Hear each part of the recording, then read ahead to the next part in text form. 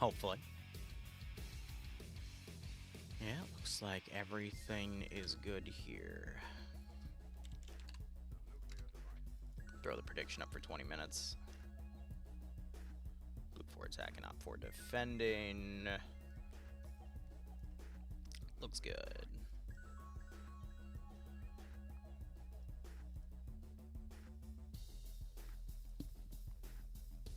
Alright. Friday Night Fights, we're going to be covering at least rounds 1 and 2, maybe 3 if the first two don't go too far. However, I think this is the lowest I've ever seen Friday Night Fights player counts. It's only at 56 right now. Ooh. So that means it's only going to be about, like, 28v28 with number advantage. So that's probably like 2.5 squads of infantry, or command with like 2 squads of infantry versus a command with 2 squads of infantry, plus any utility assets here. So it looks like our first operation is going to be back at District 41. We saw Op 4 try to make an attack on Blue 4 areas up here, and they were successful in a previous round. Now we're looking at this in a bit of a reverse. Blue 4 is going to be spawning at the previous AO of where it ended, and now they're going to be trying to attack Op 4 positions. But it looks like this is an add sequential sector fight, with this being the first sector, then a central sector, then a far sector. Last sequential sector fight we actually saw the attackers win, but they did a very great play with a route I predicted they would do. And they came at it from the central sector, which they couldn't capture. Actually, no, they came in from the rear sector, and they just kind of forced their defending opponent to kind of engage from a position which they had nowhere to hold against, because, again, there's lower numbers these days. This scenario, we could see something similar, because I'm looking on the map right now. We do have 2 ways that Blue 4 vehicles can immediately outflank. However, I think Op 4 do have transports as well. So to actually get out of the AO is anyone's guess. I know that there's a giant border wall right here, so I doubt they're going to be able to drive around the AO. They're still bottlenecked somewhat. But we got Blue 4 down here. Yeah, it looks like about 3 squads worth of dudes, and then some utility assets here. In the form of various transport vehicles, and then they've got the building blown up, so this is meant to be like a retribution fight. Just so you know, for this mission, Blue 4 can only see 1 objective at a time, the next being revealed after the current is taken. Op 4 is the same but can see 1 sector ahead. Gotcha. Thank you for the clarification, Malin, and thanks for the 74-month resub. Malin runs Friday Night Fights. Hope you all keep enjoying the operations, though. Malin, hope you get a nice kick out of tonight. Alright, so that helps explain a few things there. But Op 4 can still see at least 1 sector ahead, so they can plan accordingly. So Op 4 is forced to basically hold defenses here at the forward element, can't have some rear guys to make a fallback line, and then just fall back in order. Alright, that is pretty interesting. Otherwise, our tasks here, this is still glitched out. Blue 4 is attacking these 3 sectors. Op 4 is defending those 3 sectors. Briefing is a kilometer of render distance, 1,000 meters, 50 fortified points, so not a lot for Op 4 to work with. That means those defense points are probably going to be all used in the first or second sector, because they can't even see where the third one is yet. And then your standard 50-minute round with 15 minutes of safe start. The fortified color is green. Alright, that is a lot there. So this mission made by Banks. Otherwise, there are 3 extraction sites, sectors 1, 2, and 3, that Blue 4 must capture in order to prevent Op 4 from escaping, all with varying degrees of defensibility. These are sequential, and from start, Blue 4 is only able to see the first objective, whereas Op 4 can see objectives 1 and 2. Once 1 has been captured, 2 will be revealed to Blue 4, and 3 will be revealed for Op 4, and then once 2 is captured, 3 will finally be revealed for Blue 4. So basically what Alan just said. Please also note that different capture times,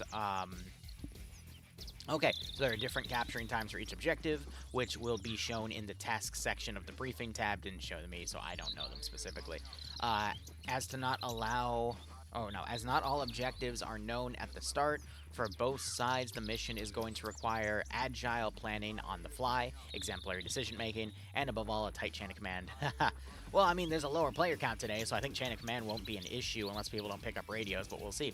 But chain of command throughout the entire mission. You should also consider this a real test of your skills, requiring both being a successful FNF team, but you'll also need to focus on organization and communication much more than a regular mission. There is only so much planning either commander is able to do with one initial objective, so use the 15 minutes of safe start wisely. Whichever side manages to maintain cohesion until the very end will triumph. Good luck. Alright, background here. August 2033, after a successful incursion within the NATO heartland, the resulting destruction of an in-development EMP device and the assassination of the scientists behind it, an elite Spetsnaz company of OPFOR is on the run after calling in evac for support from support units across the border. Oh, I thought I just crashed there, because usually when the engine hard cuts like that, that means my big aim craps out. PTSD moment. Is on the run after calling evac from the support unit across the border of Poland. The unit now faces an anxious wait in a forced clearing. Meanwhile, having just arrived from the at the devastation seen in the scientist facilities, Bundeswehr reinforcements, I always butcher that word, are set out to hunt down the Russian Union troops and make them pay for their arrogant disregard for German sovereignty. Can the Russians stave off the German counterattack long enough to be extracted? Will they need to abandon the attempt with the Bundeswehr breathing down their necks and find another way out, or will they simply die where they stand? I don't think there's anything custom on log. Alright, cool. So that explains who's what, but we've got German Bundeswehr kits here. G36 is in play with some 203 side rail systems. Mark 211s for the marksman rifle, FN Minimes for the light machine gunners, AT4s for the light anti-tank. They've got 2 transport trucks, 2 mutt jeeps, 4 transport Humvees, which can only carry 4 people apiece, and then 3 snorkels, which basically the same thing as Humvees. Loadouts for OPFOR, they are basically going to be Spetsnaz kits, so we got Alton helmets, AK-74s with NPZ railing on top, GP-25 for the Grenadier system.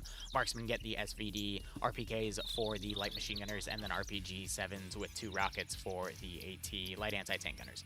And then they've got 8 transport gazes, which is more than enough to carry them all through. Otherwise, looking at the roster here, Karana is going to be leading the attack for Blue 4 with Banks as the 2IC, Swola leading Alpha with Tackleberry as the marksman, Ash as the medic baddie as an AT gunner, I guess merged in from Alpha 2, because I see Alpha 1 is still in play. We have Gazag, Atomic Aiden, Chris, Viper, Fancy, and Wheaton all together. Bluck leading Bravo with Depso as the marksman, Cheeseburger as the medic, and Lewis as the 2IC. Bravo 1 has Lemon leading Lolo, Samu, Zixme, and Vagrant. I almost said Lolo 2. Bravo 2 has UTech, 48,668, Doggo, Pingus, Danziger, and Linky. Otherwise, Charlie being led by Waldo as a marksman role. Actually, so I think Patriot's leading marksman on the side seat, and then we have a 2IC Tomer with that GL platform, because only the team leaders get those. Charlotte's going to be commanding OPFOR. Charlotte is also on the multi, which I need to see if I added that in the title. I did not. Well, let me do that real quick. Okay. So many streams run every day, man. Can't get them all. Otherwise, Kiri leading Alpha with Lolo as the marksman, McMahon, Alexander Crisper, a peasant from 1312, Pi, and Korvac all under him. Alpha 2 has Gates, France, and Harrington together. Bravo being led by Fonz with Murphy as the marksman, Marchuno as the medic. Bravo 1 has Goose, Sancho, T, and Bursty all together. Charlie being led by Nemesis with Cullis, Puma, Dobbs, Purton, Cats, and SL Dream. And that's it. That is literally a 55, 56 person player count here for FNF, and we still have about half the timer here. Going ahead and looking at the AOs. First AO is where OPFOR is going to have to make their last stand. Right off the bat, with these being extraction AOs from helicopters or whatnot, I do like the smoke effect. Looks like there's a bit of permanence with it, which is quite interesting. But otherwise, bit of a tough AO here, because we do have these overwatching positions, but not a lot of actual overwatch capability because of the size and the height of these trees kind of blocking off the view. We see OPFOR trying to set up some defenses around this area here, but yeah, the view here really sucks. It's going to force it into CQC, and then they're going to be pinned right on position. It gives them some minor cover here, but yeah, no, this AO is really tough. I wouldn't be surprised if they abandon it, but at the same time, we already see them going on the rooftops here and going out and about, so that's a tough one. Second AO back here, which Op4 does have vision on. I mean, this one's a little bit better. At least we do have a 360 perimeter of a bit of openness everywhere. So we still have the forest kind of coming up quick here. And yeah, even then, we do have some second story coverage with some of the buildings, though, but they're already damaged. So like a single AT shot will destroy the building. Church is enterable at least, but we have some windows that can be shot out and grenades thrown in, satchels thrown in. I mean, I'll give it credit. There's a lot of buildings that we do have second story access to around here, mainly with the vanilla placement, even some Cold War assault ports over here. But ooh, that's also a tough one. And then neither side knows about this AO back here, which, I mean, I'm just going to keep it that way. We'll go over it if it becomes prevalent, but I mean, it's, you know, no point in looking over it if we don't see it. And I kind of want to see it on the fly, like what the players will as well. But second AO is a bit more defensible than the first, but I think Op4 is going to focus on just covering here. At least they have the vehicles facing south so they can immediately pull away, but you never know. We'll just have to see how things play out. Gondor, how you doing, broski? Going to be working on your stuff this weekend. We'll see how it goes. What nation is blue for?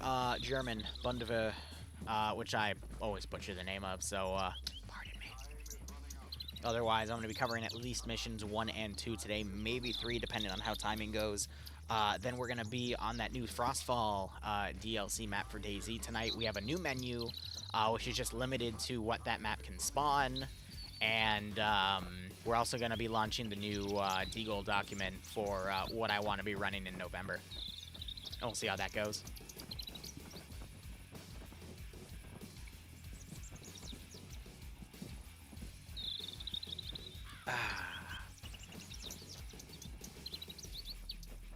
I'm gonna be honest with you guys, it's been a long week for me personally, getting a bunch of stuff done and then organizing to get a bunch more stuff done next week.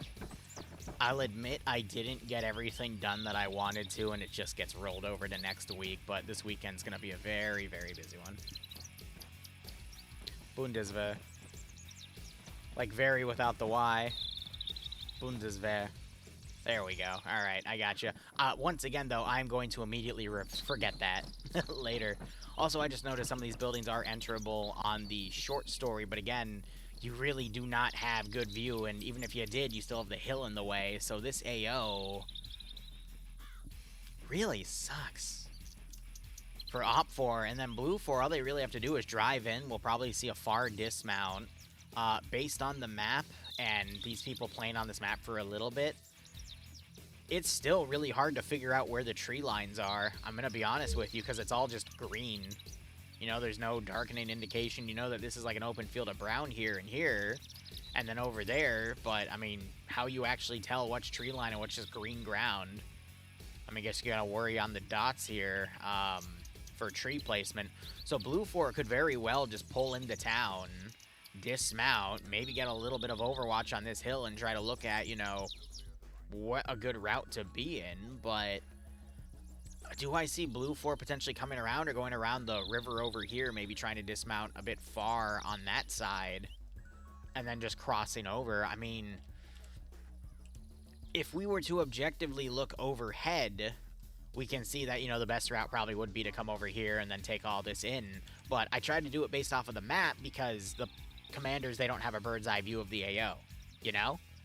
So, I mean, from the map itself, all I'm seeing here is we have open fields over here. We have it being a little open to the right. So unless we really wanted to do something like completely drive around, that could be another possibility. They drive all the way around coming in, but then, you know, they know that there's additional sectors. So do they want to potentially go forward and dismount over here and then come in around the lake, or do they want to go all the way up to the main road, maybe dismount in the military base? No, because maybe the dismounted military base is a sector they can extract from. There's just so much unknown here. But there's only 2 real routes on that AO, because going directly from the north feels a bit suicidal. I would assume Op4 would come out, they'd, you know, cover areas like that, even though I don't think that's the case. For the player count Op4 has, that would be something I would assume based off of how they're set up. So I would just do something to flank all the way around from the rear or something, go on the left side, walk in, go all the way around, maybe deploy back here and then walk in. But it's really going to rely on hunt IRs and, you know, seeing where the actual forests are. And then I would just order my guys accordingly. If that was done by traditional FNF standards with, like, you know, 110 players, that would be very difficult to do. But because we're literally at half that number, I think being able to control 2 to 3 squads of people as the commander makes this a lot easier in this style of operation. But we'll see how Op4 pushes their forces out. They can't even leave to grab their vehicles yet, so we'll see how many people actually leave to go and do that. Maybe it's a bunch of groups going to check out the other AO to see if it's any more defensible than this spot, and then one group's kind of left here because they don't know what else they can do here. But you got to remember, a lot of the choice for Op4 on where to go has been taken away, because Op4 doesn't know that sector exists, and then they know where this one is, but they aren't allowed to go see it till after the round starts. Meanwhile, Blue 4 only sees this sector. So it's a tough one. I feel like in terms of who to bet on, I think Blue 4 has better odds just on the sole factor that Op4 is going to be really rushed in the beginning. And with that, Blue 4 has some time to make an informed decision of... Well, no. How would I word this? Blue 4 only has one AO to go to. They don't know these other two exist, so they're forced to make a plan to attack this position. So their opening is going to be very strong, because this is all they can plan for. They can infer that there's going to be more stuff back here, but it could also go over here too. So at that point, why not just... I think the safest dismount would then be over in Nagast, and then just to come around and hit the lake, knowing that Op4 might have more objectives somewhere in this region. They don't know it goes all the way down here, but I see a military base, and knowing FNF, I would predict that the military base might actually be an extract route, you know? Maybe all the way as low as the actual checkpoint, which is just, you know, Trump Wall 2.0 over here, and I love it, but it's anyone's guess. So Blue 4 is forced to basically just take it as they, you know, find the AOs here, and then, you know, take a quick minute, make a plan, and then move to that area. But at least when they're over here, I mean, they're going to just literally follow the tree line up and then attack this AO from the direct north, and then maybe put some forces out on the side and attack that AO here. So Hunt IR is going to be very, very important for Blue 4 to gather information. And then if the final AO gets revealed, it's all the way over here, and Blue 4 is just going to basically take forested routes. I wonder if these vehicles are set to destroyable, because then we could just AT them. Now, if Blue 4 just happens to pawn this AO, they're going to see these helicopters and probably think, okay, this is probably one of the zones, and they'll drop stuff off. Probably mines or AT or explosive traps. Gonna be honest, though, it's gonna be very hard for Blue 4 to find that zone, though. Alright, we see Blue 4 starting things off. Based off of the routes, though, it looks like they're gonna take the MSR, and they might do the massive flank around on the right side, and one vehicle might go to the left. And I think they're judging some of that decision knowing that Op4 could only stay in this one sector. We see one group immediately going out to the road. The rest of them seem to be going over to vehicles right now. So both sides are going to just go on top of other AOs and try to figure out where to go from there. So I'd imagine they're going to then take this little off-ramp over here and then move in.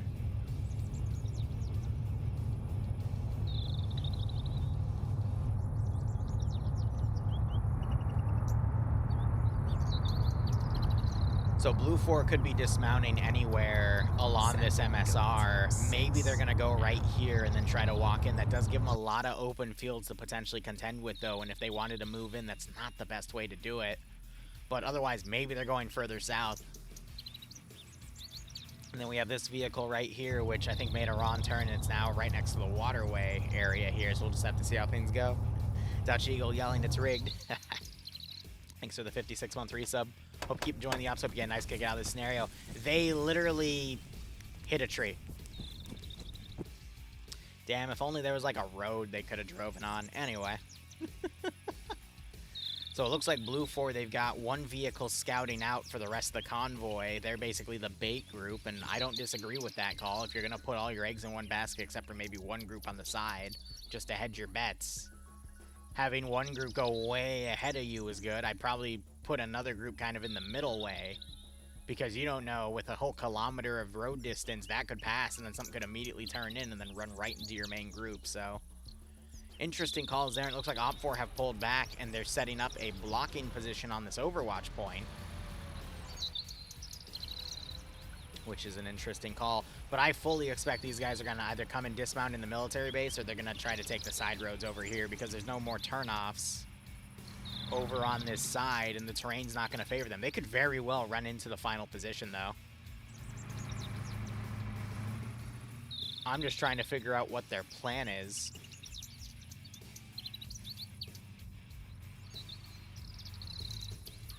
Come on, drive down there. No balls. Oh, your message got eaten? That's a shame.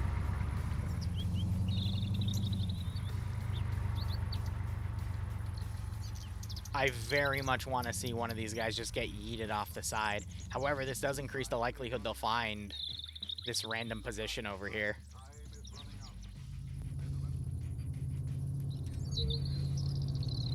Alright, who's gonna do it?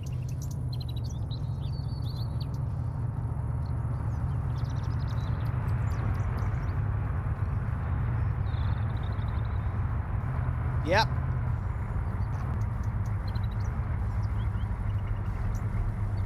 Not surprised with that one.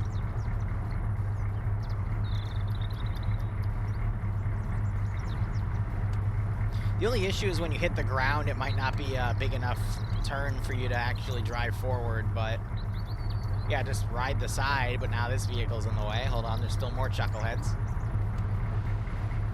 Well, at least they have a spare vehicle. They can pick more dudes up. I think that can carry another 2.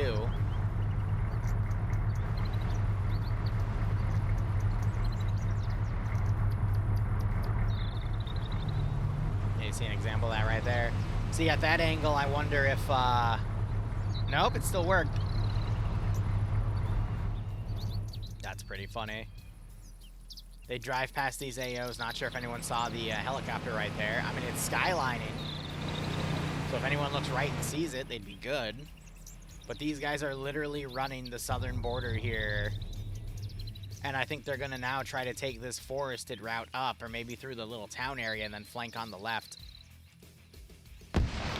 Meanwhile, Blue 4 has the high ground as Op 4 came around on the flank. Dream getting immediately blown up, so one of you caster cursed him. I didn't have to do anything. Benny got a headshot with somebody. Katz is going to be laying low as he's going to slowly poke his head up. Another GL goes in, it bounces, indicating it's a smoke round. Now you got shots going across from the little ridge. These guys are basically offering harassment to make Op4 think they're coming from this direction. That might potentially pull some forces over, but we'll just have to see how that plays out. Meanwhile, we have Lolo and Alexander driving back. Don't know what they're doing over here. They're deciding to coast the engine. And they're just watching. But yeah, Blue 4, how quick they are to pull away shows me that they're just trying to make Op4 think they're coming from that direction and trying to get all the attention pulled off of the objective and into that area here. That'll give these guys time to open up and start moving in.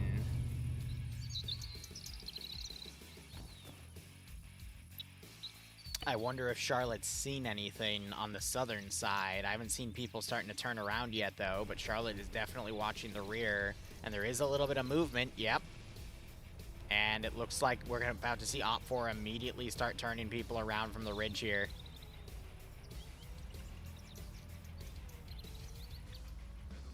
All right, these guys drove right back to that final area there, so I'm not sure if this AO is actually hidden from Op4 or not, because they kind of went right up to that position. So,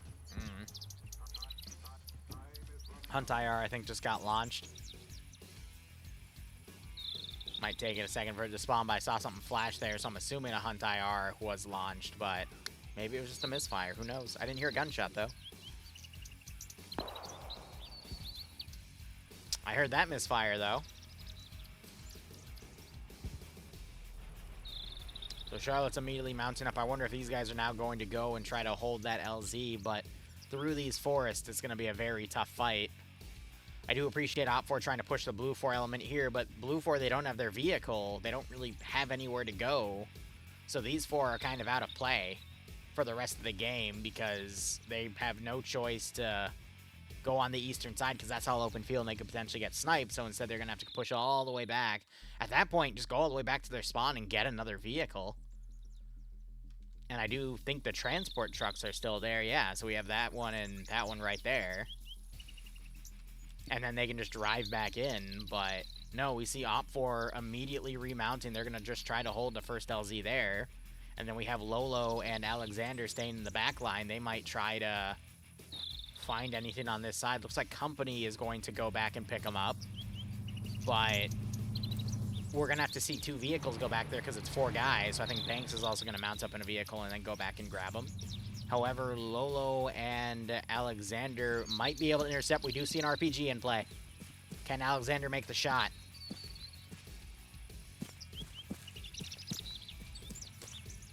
Bro, you need to stop moving. You're not going to be able to hit that because you're going to be too much on weapon sway. And he misses the angle. Second vehicle might be coming down, though. This one is Banks. Still attempts the shot and misses. I think that was a silly call there, but oh well. Now Blue 4 fighting in the zone. Some Op4 turned around, but now it's a bit too late. We see Vagrant firing at where Bluck was. A little bit of miscoordination there. We see some shooting off to the side. One Op4 guy goes down.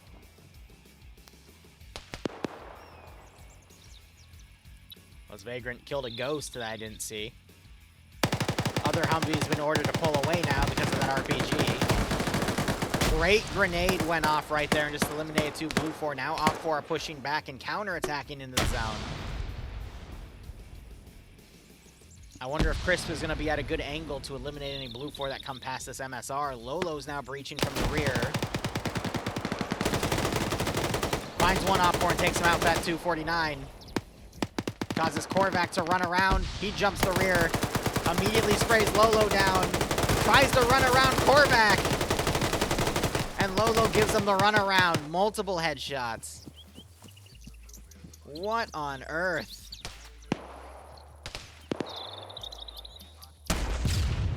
We're down to a handful of defenders. AT4 going into the building. That's going to make Harrington panic and pull back. And a satchel goes off. Taking out buildings. Not sure if it killed anyone specifically, though. I think that was Harrington trying to throw some explosives out.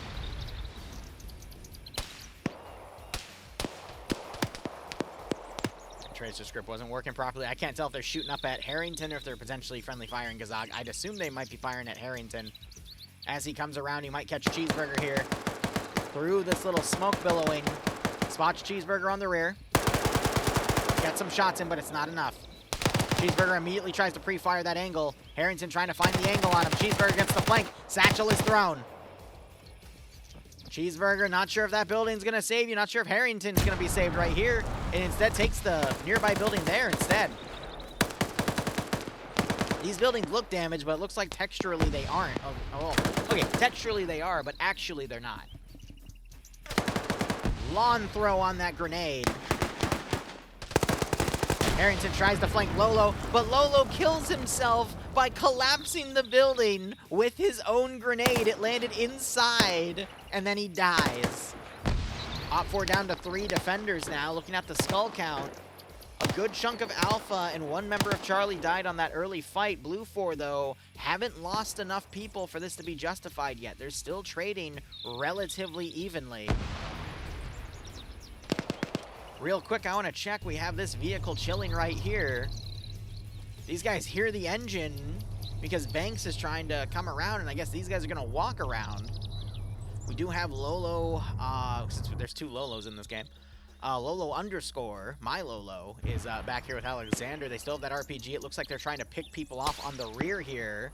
That would be Lolo shooting. Meanwhile, it looks like this vehicle is now trying to turn around because Nemesis was trying to get some GLs on it, but it was just short. And that's going to make Bannock try to get away. I think Banks was trying to get up here to bring people up. It looks like Harana was able to come back but is only going to grab 2 people, leaving the other 2 because they can only carry so many people. I'd imagine that they might come up and grab one of the trucks to move the rest of them, because Banks just recorded that he's unable to get the others because he's been cut off. Now we got Tackleberry on the flank here with a marksman rifle and is about to run into spotting a few Op4 on the left. Tackleberry does not notice. Tackleberry literally about to run in front of these people. Now he's going to follow him. And now they turn around to see him because they take fire. He throws the grenade in a panic and runs away as Fonz backs into it. And that kills Fonz and knocks Burstia. I think they thought Tackle was friendly. Throw another grenade, Tackle. You Muppet.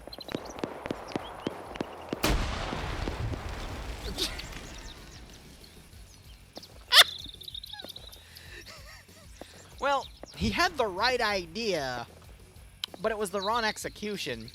Banks, meanwhile, manages to hit a wrecked vehicle and is now on foot as the rest of this Op4 group is pursuing. Blue 4 have taken a majority of the zone, 2 Op4 on the rear. We still have a slight garrison here, but Blue 4 are looking in a good spot to hit the rest of this position.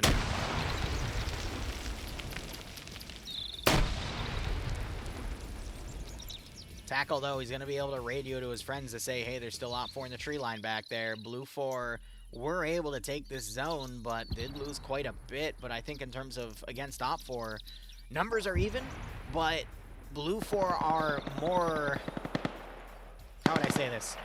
They've got all their forces together, whereas Op4 are very separated out away from the actual objectives. So Blue 4, I think, are in a better spot to actually start taking the objectives here. But they need to actually start doing that. We see them still staying in the second AO. They don't know it's a capture zone. They might assume it's a capture zone now that they had to fight Op4 in it. So they might leave maybe 1 or 2 guys here and then try to go up to the zone and fight whatever is remaining there. I think Tackle is still back here. He's trying to look at things. Meanwhile, these guys, I think they've done a bit of bandaging back here to patch themselves up. We still have a vehicle here that they can take to immediately get away, but Tackle is going to play this a little overcautiously. I stand corrected, and I love being corrected in situations like these. He is now going to move in and try to find a few people to pick off. All right, so we got the other groups of Blue 4 back here. That's going to be 5 guys that can reinforce. We'll see if they do the exuberant flank around here. We do have an RPG gunner waiting for him. Alexander should still have a second round. I know he missed the first. But we now need to see Blue 4 push past this AO and hit the first sector to start initiating the sector control here. Tackle looks like he's going to be doing a little bit of war looting.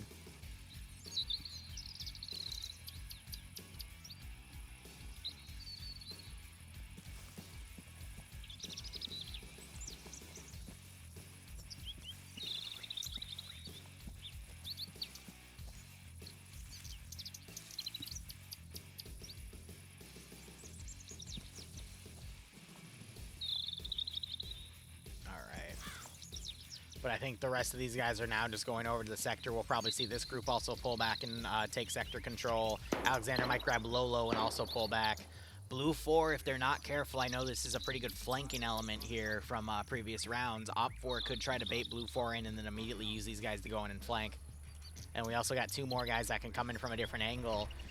We could still very well see things change up and quickly see Blue 4 fall out of favor. And again, we're seeing this flanking solution. Brana is driving alone as the commander to try to rally these guys to move forward, whereas the truck is dismounting north. And now that Op 4 has been moving around so much, this defensive line doesn't matter. We could see these 4 initiate the fight from the northern side. And if Op 4 still wants to grab these guys and form a defensive line, then those 4 still might have a good opportunity to get some pickoffs here. We do know they're out of GLs, though. They burnt all those in the first fight around Nagast. But it looks like Blue 4 is definitely content on... Nope, looks like they're rallying. I thought they were going to keep a group here in this zone to try to gamble on the fact that it was potentially... an enemy-controlled area. I still see them kind of digging their heels, but it looks like now they're finally moving out. Got some flares going over. I guess that was the Ron round there. And now we're going to have a Hunt IR deployed. There she is.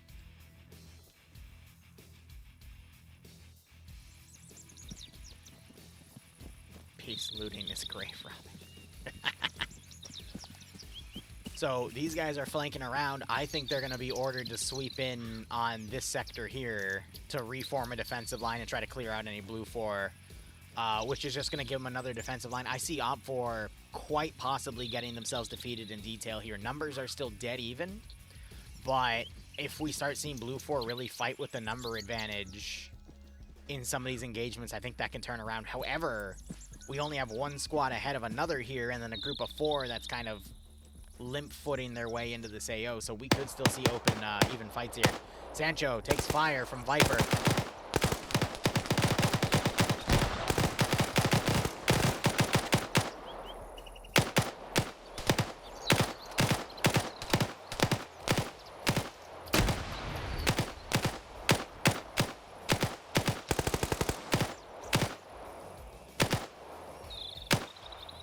So looks like they're now pulling over to actually hold the AO, realizing they're under fire here, but there isn't really that much better positions up here because of all the view is kind of effed up here. Charlie, though, might have a decent angle to start plinking at people. We see some with their GL sights up, so maybe they have a round or two remaining. But now I gotta wonder, nope, that team is still dismounting and moving in on that zone. These guys, they think they know that Sector 3 is right there, so they're starting to set up a defensive group here. And then we've got Harana staying back here, I guess, to keep them coordinated, but wants to still stay within radio range, is going to be hiding within the checkpoint area. Now Blue 4 is getting a bit more time to rally all their forces to hit this sector. Op 4 has nowhere to really run here. We need to see these 4 start to come in and flank, and we do that with Patriot here. And Op 4 command is on her own up here. Got some pretty big firefights here. We can see Bravo now getting to the low ground to assist Alpha with this clearing. But it looks like they're digging their heels in, maybe having a stamina break instead. Also partially waiting to see if these guys can just take this on their own and they can just immediately back off and go hit the other zone. Little do they realize there's going to be more defenders in their way. Charlotte at a great angle here. Patriot, though, if he had a GL, this would be a great GL use. Charlotte does not hear those footsteps. That GL goes in. It's a double kill with a third knockout. And then immediately they open up the ambush. Another guy goes down and a fifth goes down. Second GL goes in. Sancho's still wounded. Charlotte now trying to crawl away. He's going to crawl right into Blue 4 here after throwing a grenade and getting multiple kills. But then gets taken out by Patriot as a second grenade gets thrown out. That was a great response, though, by Charlotte to throw the grenade after hearing those shots go out. I wouldn't have recommended to actually move from the concealment because there was nowhere to go at that point, but great call there. But, I mean, that multi-kill and decapitation of Op 4 command, I don't think there's a lot of plays here that Op 4 can make now. As I said earlier, I think they're defeating themselves in detail. They just got super spread out. The main force all died in there. Part of them pulled back and, you know, tried to hold this area on their own, and now it's just a numbers game. However, oh, okay, no, so T is still up. Gazag getting caught in the open, hit a few times, can't find the shooter. T can't seem to find the angle to finish them off because they went prone. Still guessing at it, though, not a bad call. And he gets headshotted from the rear. And Waldo gets the kill. Blue 4 now take the sector. And they're going to find that this sector is active, and Op 4 can now see the third sector to hold. So T was basically unable to kill Gazag in time. Waldo heard the gunshots, came around, sniped T in the back of the head, but he survives until Waldo decides he doesn't. Where is Waldo? There he is. And there's the double tap. So Goose, I think, knows that he himself is cooked. But will that mean we have a smoked goose tonight, or will the goose become loose with that RPK? Only time can tell. He does have Gazog waiting prone right there, probably to mainly do medical or to stay out of harm's way. Ash is going to come up, breach the building. Goose loads a fresh banana mag, 45 rounds. Ash is going to breach, look left, potentially see Goose's gun. And Ash goes in the wrong way and gets blown away. Wheaton then pushes in. And Wheaton smokes the Goose right next to the fire pit. I am excited for dinner tonight. All right, Batty rolls up with a vehicle there. Sancho's taking 2 grenades, still hasn't woken back up. I doubt they're going to wake up at all. But we're now going to see Sol and Gaz is here with Blue 4 mounting up what appears to only be a handful of troops remaining. Because it looks like, yeah, Depso just turned his squad around. But they've got Op4's final major group here, and they're also sending some reinforcements from that final guy. So this is Op4's final defensive line. We've got 3, 4, 5, 6, 7, 8, 9 players versus 3, 4, 5, 6, 7, 8, 9, 10, 11, 12, 13, 14, 15, and then 16 with Company HQ. So Blue 4 clearly has a number advantage at this point. But with Blue 4 entering the zone, I mean, Op 4's not in it yet either, and Blue 4 is going to have the numbers in here. We could see that this zone is just taken quickly. Both say inactive, though, so I wonder if they properly flipped over. Marksman fire coming in from the left. Depso trying to move in. Or he's just ignoring the sniper.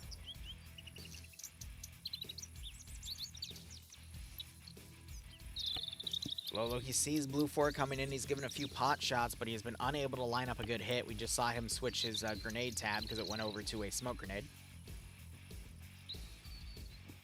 Dream moving in. He's going to catch 48,000 in the open. And 48,000 makes no attempt at resistance. I guess they were assuming this was clear, which was really dumb of them. Now it's a battle for this sector, and these guys are trying to move in, maybe try to do a flank action. Lemon also gets taken out. Depso going hyper-aggressive here and is going to try to flank around. He is shot at from the left. Puma gets some angles on him. And Depso desperately tries to do some return fire as he takes fire from another angle. Depso gets him. Puma gets the reload in and knocks Depso out. This Blue 4 group is now in trouble as Op 4 take the number lead.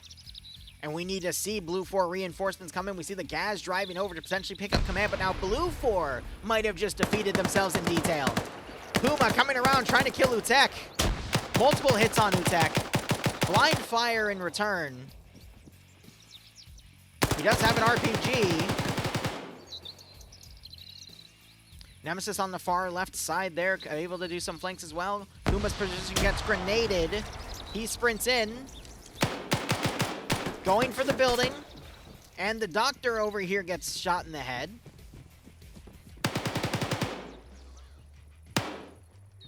Puma doing the smart thing, throwing a grenade out here. That's going to get a double kill. Kill and a knockout. Puma now coming around to finish him off, and we're going to see those double taps come in. All right, we are halfway through the round, 25 minutes remaining. He might do the drag blitz. Nope, he just double taps. Good call. Lemon wakes back up. More Blue 4 coming in, but now Op 4 have fully retaken the zone. Still have Pingus in the zone as well with Lemon. Dobbs trying to do a far shot from back here. Blue 4 trying to pick up their commander. We'll see them come in with a handful of reinforcements, but now it's anyone's game. Op 4 with the Scandi Recon element have come back from the brink. Batty has a well-placed grenade go next to him. Goes prone, still negates death, but gets knocked out. Burton comes in, I think just knocked out Lemon. Yep, Lemon's body is right there. And Pingus in the high 2-story here, waiting to see if Op 4 comes up to him. And with how insane things are at the moment, I do not blame him for trying to camp this out. Op 4 down to 4 of those defenders now. Look at this team. We have Puma on 3 kills and still kicking. Gazog, not sure if he was firing at Puma or Pingus there. Purton on 2, Cats on 1, and Dream on 1. Gazog taking some fire here, refusing to go low. Pingus is going to come around and potentially get the flank, but Puma spots him and takes him out. Blue 4 trying to drive in with 2 vehicles. Now they're going to run right into that LZ. That might slow them down, but Op4 now committing everyone in for this final fight as Op4 realizes they might be winning this one. Wheaton throwing a grenade over, trying to predict where Puma might be. Hurton being on the second story here as Atomic Aiden tries to come around. Gun up with that mini-me. That's a smart thing to do. Take it slow. You have the best CQC weapon in the round right now. And instead, these chuckleheads are... Oh. Blue 4 is really opening themselves up to be defeated in detail here. They had the advantage, but they got completely disjointed and separated. Aiden gets the CQC kill with that mini-me. Not surprised with that, beating out an RPK too, yeah. Op4 driving a vehicle up, deploying a few more reinforcements. We've got Harana going in on his own, as we have 3 Blue 4 remaining versus 6 Op4 in the zone. Blue 4, though, with 3 in the zone, 4, and then I think 3 over there. So they still have the number advantage, but they're very disjointed right now. Op4 could rally. Puma trying to take shots on Batty. Batty blind firing. Puma finishes him off, and I think that's Puma's 4th. It's his 6th kill. Nemesis, though, comes out. Tackleberry snipes him. Bush is in the way, blocking Puma off. Aiden sees Puma. Will Aiden finish Puma off? He gets him hit a few times. Aiden still has the magazine capacity within that box to finish him off, though, but he's going to be a little more cautious now. Instead, he's doing attack reload. Blue 4 down to 5, all in the zone. Ground command waits for these guys to dismount. They just need to get in the vehicle and go. I don't know why they're... Okay, I think they're going to pick 2 dismount points and just try to storm in. They don't want to go in with everybody because that risks them all getting killed in the same vehicle. I can understand that play. Aiden being suppressed by Puma. Explosives being thrown around, partially destroying the church. Tackleberry still trying to stay on the outskirts. It's really just up to Aiden to hold until company can make up their damn mind and come into the AO. I don't know why forces got so separated here, but it's just created this crazy tug of war. It's going to be 6v4 once they get in, but right now it's 2v4. A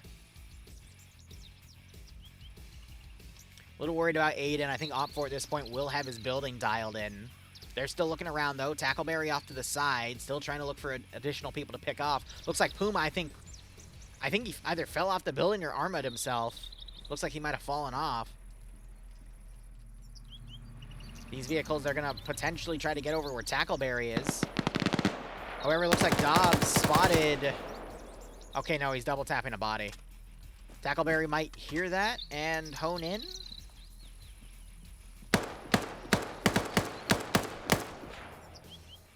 Aiden, oh, he's in a really bad spot. He's trying to look for Dobbs. Little does he realize Korvac is... Oh, I thought Korvac was in his building. Why are you driving right in? What are you doing? Yeah, okay, Alexander, smack his pee-pee.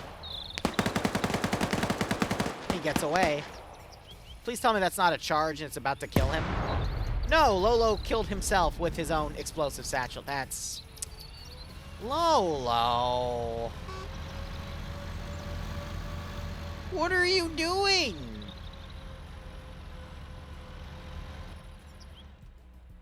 Okay, Lolo survives.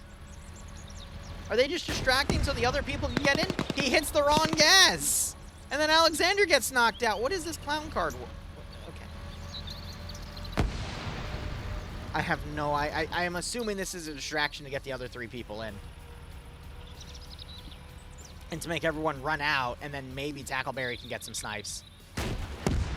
Alright, that vehicle's finally hit by an RPG on the rear. That smokes that. Satchel's thrown, blowing up some of these other buildings. Ay.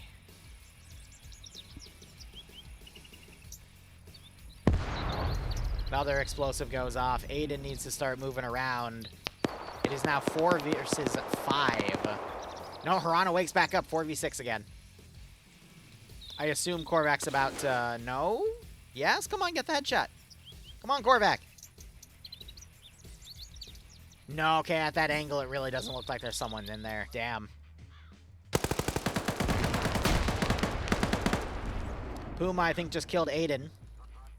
Flocky Corp, thanks for the 10 gift subs, buddy. Hope you keep enjoying the operations. If you got a sub from Flocky, make sure you thank him or her. Otherwise, hope you all keep enjoying the operations and hope you get a nice kick out of this scenario. Another RPG goes into the Gaz, but the Gaz tanks it like a champ. And Hirana responds by shifting doors. Okay. Send in Goat Team. It's now 5v4 in a very close match that shouldn't have been this close, but there was some misplays by the Blue 4 commander to allow it. Grenade goes right in. Hirana's running for it. Gets away from the grenade.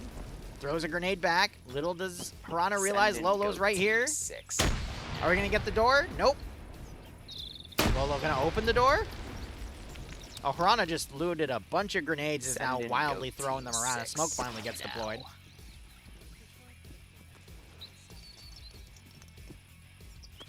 That was a misthrow of a grenade, and Lolo... Okay, Lolo was doing a breach. Alexander's trying to kill Hirana now. I think Hirana's just distracting to let the remaining Blue 4 players get in the zone. That's the only thing I can think of.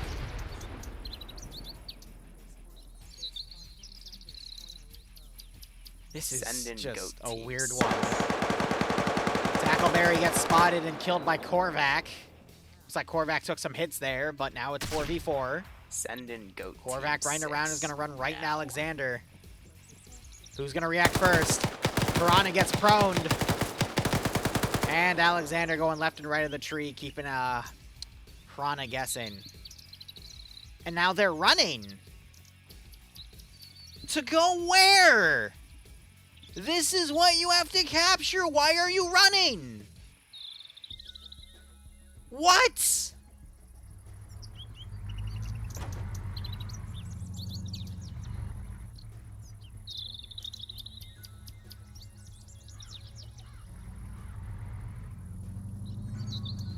I'm doing all right, Flocky. Where are you going?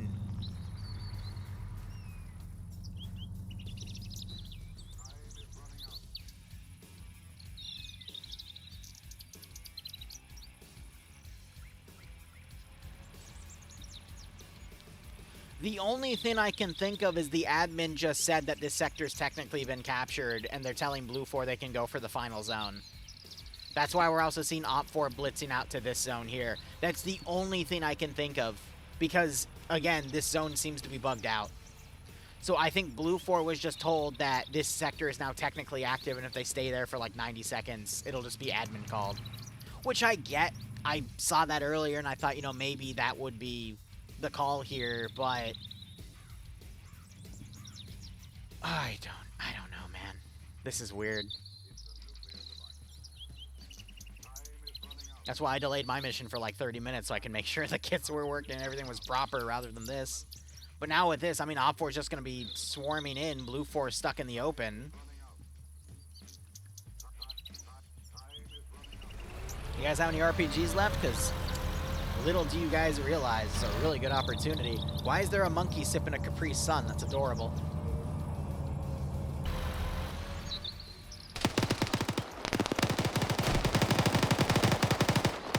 Puma spotted in the open. This vehicle comes up. Waldo, open up with a grenade, dude. Okay, Waldo's dead. That's a thermite grenade immediately damaging the vehicle, though. That was a smart call. Patriot last man. Puma firing, and Blue 4 gets wiped. Alright, that's a GG for Op 4, I would say.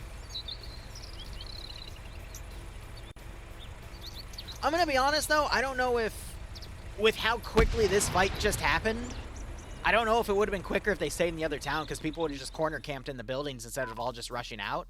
So, I'll give that credit. I think that was a little silly, but I think Op 4 still would have won that either way.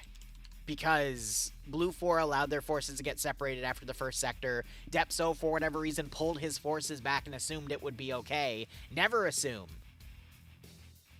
I get you want to rush in and finish it, but that's why sequential fights for the victors never win. Let me reword it.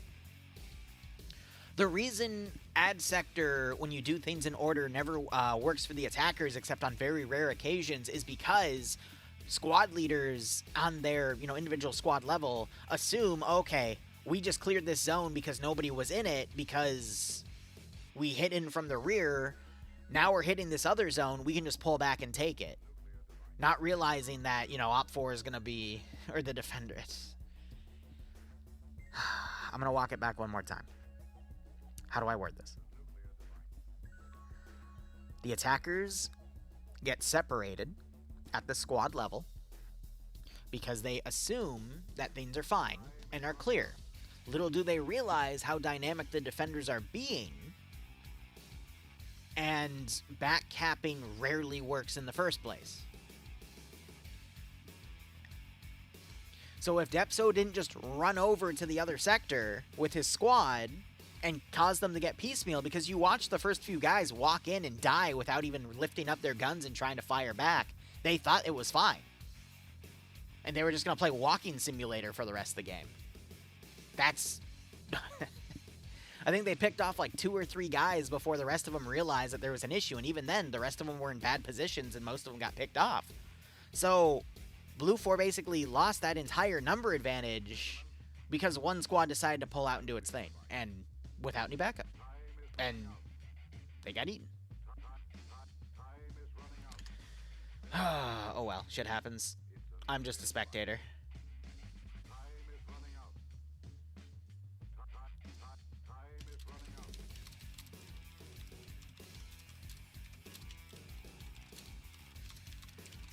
Oh, responding to some Discord DMs. And let me go ahead and adjust everything for the next round.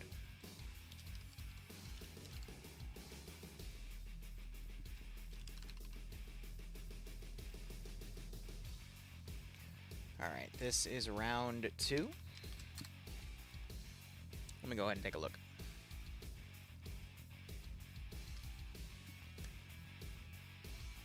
Blue 4 attacking again. Blue 4 is attacking an Op 4 sector and terminal site. Blue 4 has a 5% numbers advantage. Oh god. An MH6 Lil Bird. Oh god, Send Flocky. in Goat Team 6 now. Flocky, I appreciate it. That's another 25 gift subs out. If you got a sub from Flocky, make sure you thank Send him, or in otherwise, Goat hope y'all Team keep enjoying the 6 operations. now. I hope round 2 is a little bit better than that silly little chaos. And it didn't help that the scenario seemed to be a bit borked as well Send after in the first Goat sector. Team Basically, the 6 trigger that should have fired now. to unlock that sector didn't fire properly. But nonetheless, let's hope round 2 is a little bit better. I see a little bird in play for Blue Send 4. in We've Goat got Team 2 6 LAV now. 25s, which have autocannons. We have 2 M2 Humvees that are going to be up armored. Send in Goat Team 6 and some now. transport. While Op 4 has... Wow. Send in Goat Team 6 2 now. BMP3s. And transport. Here's what I'm worried Send about, in though. Goat Team 6 now.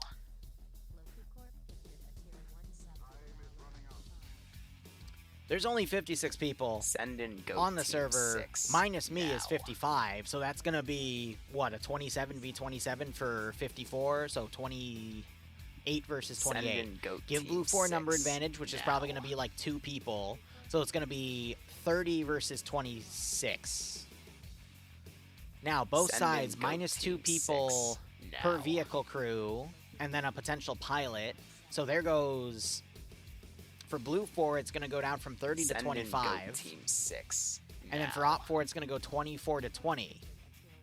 And then add, like, you know, 3 or 4 people. If both groups are going to be Send fielding in both of Goat those AT Team assets, they're 6 probably going to fill the now. entirety of their AT teams. So that takes Blue 4 from 25 to 21 and Op 4 from 20 to 16. Send in Goat So that Team means 6 infantry-wise, it's only now. going to be 21 versus 16 if they take all their supporting assets. Minus a commander...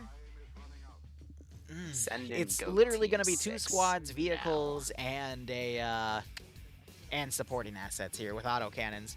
So when the player base numbers Send get in smaller Goat and Team smaller, 6 the autocannons now. on these vehicles get more and more powerful because they only have a limited amount of ammo with their AP.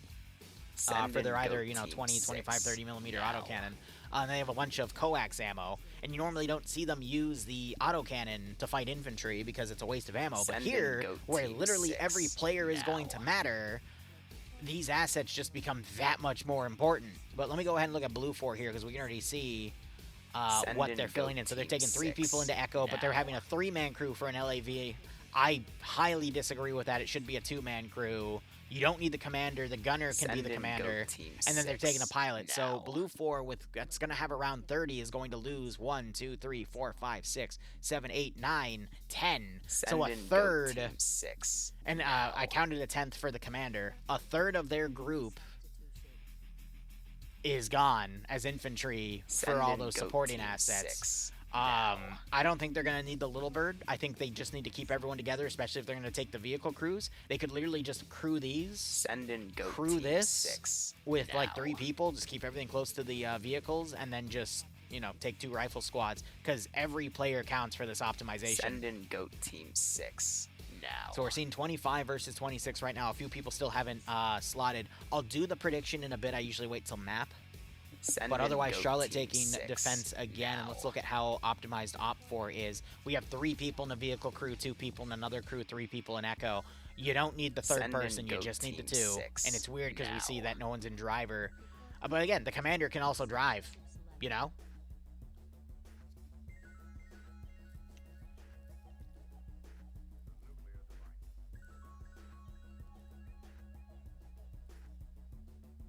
Frisk. We don't do gift subs for Plinko anymore though, because of what Twitch is doing with the frickin' revenue split rate. But it also means Plinko is cheaper. Instead of a $5 gift sub, it's $4 a drop. But I still need to look over what Ian and Charlotte might say about a menu, because it's the new DLC. But that'll be fun to explore. Give us a nice breath of fresh air. I'll put the sound bites on as well. What beat Plinko? It's a gacha game. Which, okay. Basically, every time you put a Plinko chip down, it goes down a little thing, it lands in a number, and the number represents something. And that something that gets spawned on the server, and more often than not, tries to eat me. Alright, let me go ahead and put the prediction up. But yeah, next stream will be, it's 4:30 locally my time. Next stream will be in about 3.5 to 3 hours from now. And we'll be going for about 2 hours. Alright, I mean, this is still Blue 4 attacking, Op 4 defending, so I'll keep all that. And there we go. We saw it with Charlotte defending for Op 4. I think Blue 4 was Puma commanding. Big AO. These AOs are way too big for this player count, because you're going to have like 20 minutes just for the player base to deploy. I mean, let me do a quick size comparison, because the other AO, it was what? 1, 2, 3, 4. It's 5 clicks. Meanwhile, the previous one was 1, 2, 3, 4. Yeah, so the other one was shorter, even though that we saw forces go this way. I'm talking about the previous AO we saw in New Lakia, which was just an absolute dumpster fire. This one's even bigger of a spawn. Like, if we're having this as a defensive sector, we could literally just spawn Blue 4 at the airport and save time and get them quicker into the AO here, because it's not like you need that much setup time, especially if you're going to conclude all the areas here. I shit you not, I bet Op 4 is literally going to put like a squad on Overwatch and then just have like maybe one other group on the sector or a terminal. I doubt they're going to try to take both of them. I think they're going to go all eggs in one basket. We could see the Overwatch fallacy in Op 4. Blue 4, yeah, they're forced to take this little side road here and then go on a little dirt road. It's... Send and go team Oh my god, 6 Flocky. now. Ah! You know, it's been a long, exhausting week, and Flocky here is just cheering me Send up. and go And team everyone else up. 6 Again, if you got a gift up now. from Flocky, make sure you thank him and her. Flocky, I truly appreciate all your support, man. Oh. Send and go You know, I'm gonna be honest with you, 6 Flocky. All that money now. is gonna end up going to Uncle Sam, because I was able to raise all the money for the wedding. And, well, that means my Send taxes in are going to be goat worse in team April, so 6 now I'm just putting all the now. money aside for taxes now. But, Floggy, I appreciate it so much, my man. Hope you keep enjoying the operations. Send in goat team 6 DM me. now. Here's what we're going to do. We have, I think it's still on command. Let me check right now. Send in goat team 6 now. If my D key doesn't double input. Let me check this real quick, because the command is still off. I need to get Send it updated. in goat team 6 But I think I used now. the same document. Let me check. Yeah.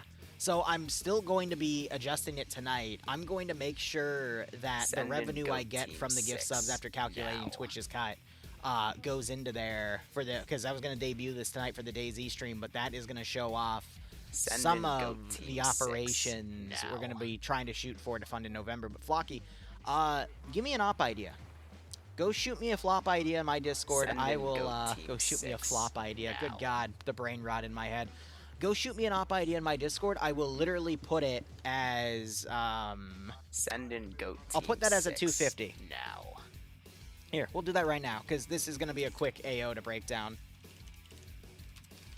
Right there. Send in And goat I would team say it's 6 already partially now. funded.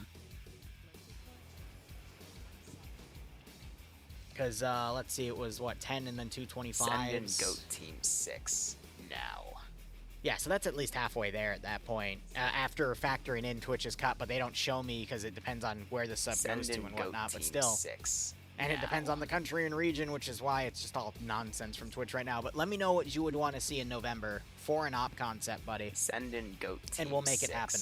now. Because if we put it on the top of that list, it's a guarantee that we're going to see it at that point.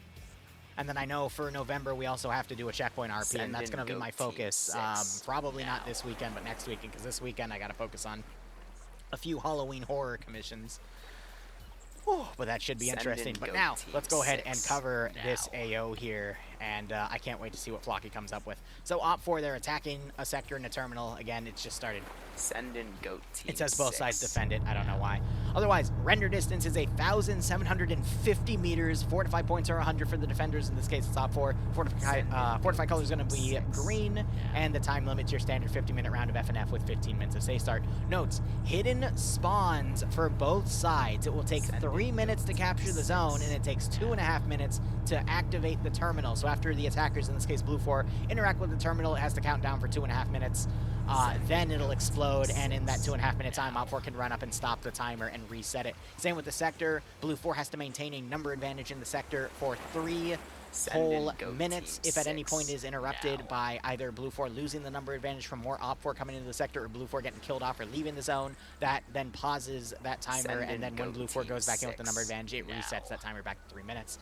Otherwise, mission rules, fortifications cannot be built in or on top of buildings. That is fair. Nothing custom on the parameter notes. Blue 4 otherwise going to be Marine Woodland kits. We got the I-20, well, it might be an I-27 or a SPAR 16. Hard to say. I always forget what the Marine rifle is. But regardless, we got the Mark 211 as the marksman rifle, M249 as the light machine gun, and then we've got Mark 18 with a 320 grenade launcher on the side for the team leaders, AT4s for the light anti-tank, a Maz for the medium anti-tank within Echo, and then an MP7 for the crewman and the pilot. Otherwise, they have 2 transport trucks. Oh, I misread it. So this is the designation for an M2 up-armored truck rather than a Humvee. My bad. And then we have the 2 LAV-25s, each with 70 rounds of AP with 1 box of it, and then 1,200 rounds for that M240 coax. And we see them glitching themselves out and flying around in the AO. We also have the Little Bird, which does have the camera operator for the co-pilot, but I didn't see a camera operator in the co-pilots, or no. I didn't see someone in the co-pilot slots operate the camera, so we'll go from there. Loadout for Op 4 is going to be Russian Ratnik kits, so we got AK-74s with NPZ, railing SVDs for the marksman, RPKs for the light machine gunners with those 45-round banana mags, RPG-7s with 2 rounds for the light anti-tank, PKPs for the Delta medium machine gunners, RPG-32s for the Echo medium anti-tank crew, and then a PP-2000 for the crews. Otherwise, we have, wow, a lot more ammo for the BMP-3s. They are the late Model 2. They are also amphibious, and that's going to be 195 rounds for 1 box for the gunner. Otherwise, we have a 1,000 round Send in PKT. goat team Colonel 6 Waldo also jumping now. in on the fun. Colonel Waldo, thank you so much for all your support, buddy. Hope you keep enjoying the operations and hope you get a nice kick out of this scenario. And since I Send already in told goat Flocky team about it, I'll 6 say this. Any gift subs I get for this stream, I will, after this, go and do calculations, and then we'll just take the money, again, of what I make, not Send in of goat the fact, team because Twitch 6 doesn't give me... now. It used to, they would give me half of the money, so it was like $2.50 out of like the $5 sub. Now, it's less. For Send most of in it, it's goat usually team not 6 past $2 now, so screw me. But I'll calculate all that money and we'll add it to so much Goat Team 6 deployment, right? Send and then we'll in put that Goat as the Team starting number for 6 tonight's Deagle now. for funding November operations. But anyway, back to this. 1,000 rounds for the PKT. They also have 2 forward PKTs on the hull gunner, which also have 1,000 rounds across 4 250 round boxes. So a lot of PKT capability there. And then some UAZ transports. Looking over at the roster, Puma is going to be commanding Blue 4. Versus leading Alpha with Batty, Sancho, Patriot, Pi, and Fancy under him. Bravo being led by Dobbs with Dream, Purton, Nemesis, Cullis all together. Bravo 2 has Samu, Luis, Vagrant, and Waldo all together. Kremet is leading Echo, Depso being the medium anti-tank gunner, Cheeseburger and Lolo being together as his assistant, so that team has 6 rockets total, because you have 2 within the gunner and then 2 per assistant. Looks like they just merged Echo with Bravo to basically use them as a rifle squad. I don't disagree with that call because, again, numbers are tight today. Golf 1, one of the LAV crews don't agree with them being 3, but it's fine. We got Murphy, Fonz, and T all together, and then Malin and Katz taking another one. Goose is going to be flying, and Charlie 1 is going to be riding in the gunner slot. I know what they're doing here. They're going to basically use this as a... oh, no, they might be deploying a team. Sometimes when we see a helicopter in play, though, they will put machine gunners in it and operate it as a gunship. But we have a marksman here, so the pilot here, Goose, might stabilize it and then allow for the sniper to fire. However, Zixmi just joined his group, so I think he's going to stay in as a dedicated machine gunner for the vehicle. And if they wanted to be cheeky, they could always just take the marksman rifle scope and put it on the machine gun. Ah, that's cute. Otherwise, Charlotte going to be commanding for Op 4 with Ash leading Alpha with Rana as the marksman and Chris as the medic. Tackleberry, Wheaton, and Banks all together. I think Malin just RC'd in to talk to these guys. Don't know what that's going to be about. Otherwise, Tackleberry, Wheaton, Banks all together for Alpha 1, Alpha 2 as Kazag, France, Gates, and Swola. Crisper with a Peasant and McBain under Bravo. Delta has Tomer on his own. Delta 1 has Benny and Mini for the PKPs. Echo has Utic leading with Dan as the medium anti-tank weapon, and 48,668 as 1 assistant, so that team has 4 AT rounds total. Pingus and Linky together in the BMP3. The other BMP3 is Alexander, Lolo, and Korvac, and then we have that lone AI. I think that's Malin running around. I'm going to be level with you guys. I'm just going to start calling him Zan. Or Dan. And that in there proves my point. I'm worried my ton is going to slip and might say something that gets me banned. So I'm just going to keep calling him Dan for the rest of my life. And if you know why, you don't have to say it. I just don't want there to be any misunderstandings. Because I recently read an article where someone clipped something that a Twitch streamer said and then tried to submit it in to say they said this word to get them banned, and it almost worked, and it was the funniest thing. But, you know, I could do without that drama in my life. But anyway, if you got a sub from Colonel, make sure you thank him or her too. But Flocky, I can't wait to see what you send me on Discord. Getting some email pop-ups here. Oh, okay, because Bloodwing's replying to some of the venues. Oh, man. Have you ever had really strict parents or friends or someone in your life that's, you know, partially controlling to a decision that you have to make that really affects you and your partner's life or whoever else you care about, or, you know, just someone in general, and you end up looking for weeks upon weeks because this one person cannot let you have your decision?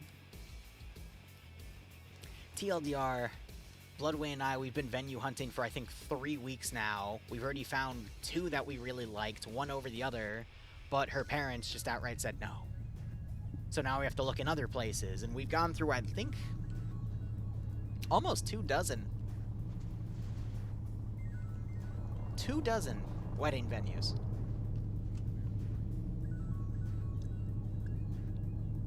I think we're going to look at 4 more?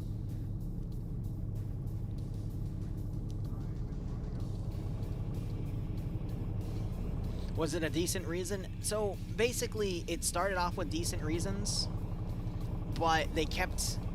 And this is another thing too. If you have certain requirements for something, please, for the love of God, list them all before people start looking for things for you.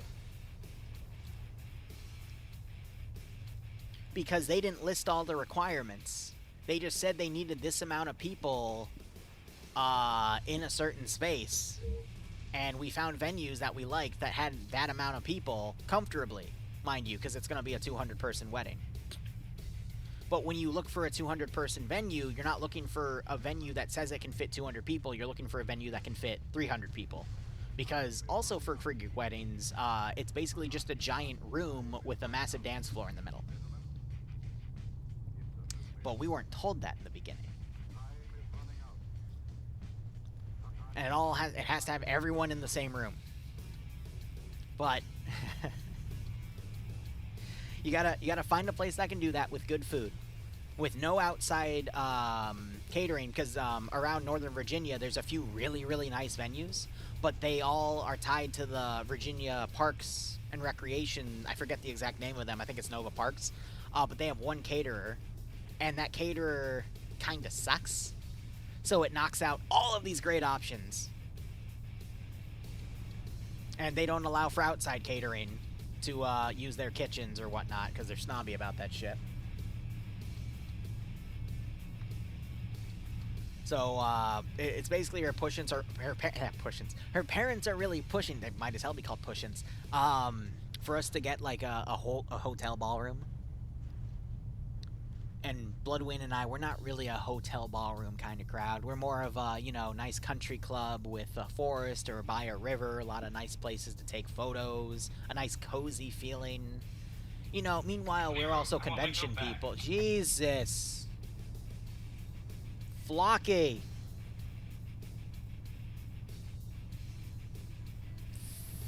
Fuck.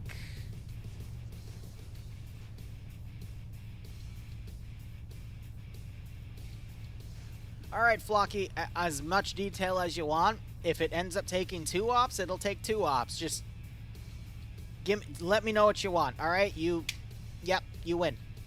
Big W for Flocky there. Oh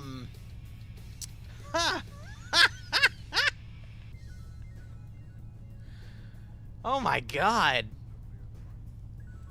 Flocky, I appreciate it, man. Seriously, you have no idea how much that means to me, because Arma 4 is coming out 2027. That means we've got another 2.5 years depending on when it releases. My money is they're gonna release it at a similar time frame to Arma 3, so probably like around September. But yeah, Reforger, I don't know if there's gonna be anything I'm doing with it, because I'm just sitting on my hands waiting for a mission editor. Just because I work too much on this game, and I know how frustrating it is to lose everything when a server dies and whatnot, and Reforger's not stable enough, especially with mods sometimes, and things can randomly crash out and you lose all that work, and it's like, but it just humbles me that, we've been doing this for 8 years, we're going to be doing it for another 3 before we, start moving things over to Arma 4, but even then we're still going to have some stuff on Arma 3.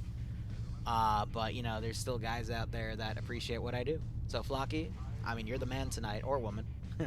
But thank you for all your support, man. I can't wait to see what you have to have me dev. And dev-wise, I have a few things to set up for next week. I have an op for Gondor and an op for Revi to make for, Halloween choices. After that, I'm going to be working right on your thing.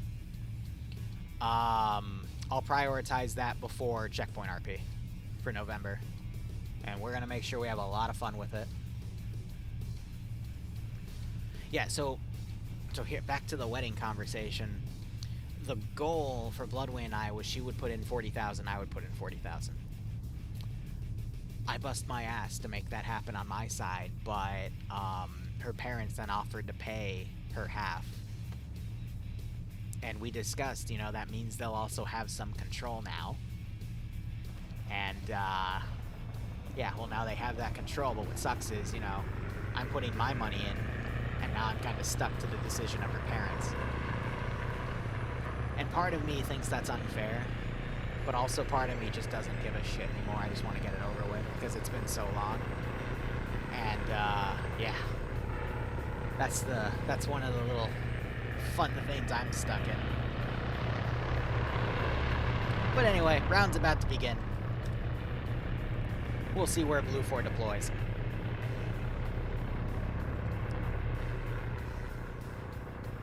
Ah, righto, Flocky. I would feel bad.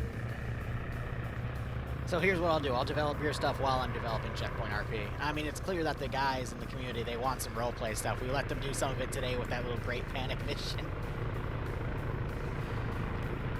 I still love how Absent, I gave him 10 cures as quote-unquote blessings, and he didn't use any of them until literally, like, the last minute of gameplay, and I'm just like, bro. Ah, it's funny. But yeah, so this isn't a straight shot. They have to go up all these curvy roads and stuff, which at angles are going to further slow down their vehicles, so it's going to be like 15 minutes before they even get into the zone. Speaking of, let's look at the zones.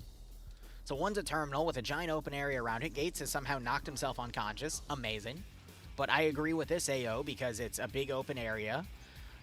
There is some second story locations. They do have this weird looking tower overwatch thing. I mean, that's just going to be autocannon bait.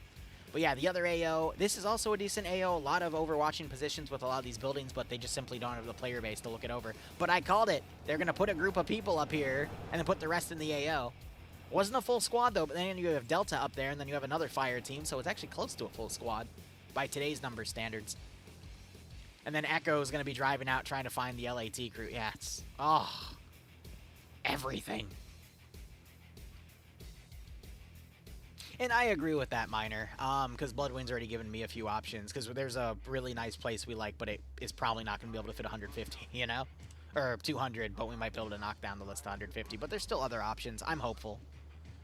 And we still have a few other places that, you know, might still fit our vibe. It's just... it sucks to be looking for 3 weeks. We originally wanted to do it in October of 2025. Now it's going back to December because we're running out of time and people are setting things up. And yeah. Oh yeah, take the money and elope. Yeah, I wish. But here's the thing. Here's the thing. I know for some of you that have been here for a while, you know I make jokes about, you know, if I ever disappear, it's because the Greeks got me. You know why I make those jokes, right? Her father works for the embassy. Okay, so they have to worry about their prestige, and this is their daughter. So naturally, they're going to have a massive wedding, because that's how Greeks do it. But that's also why I joke of, you know, if I screw up, I end up in the ditch.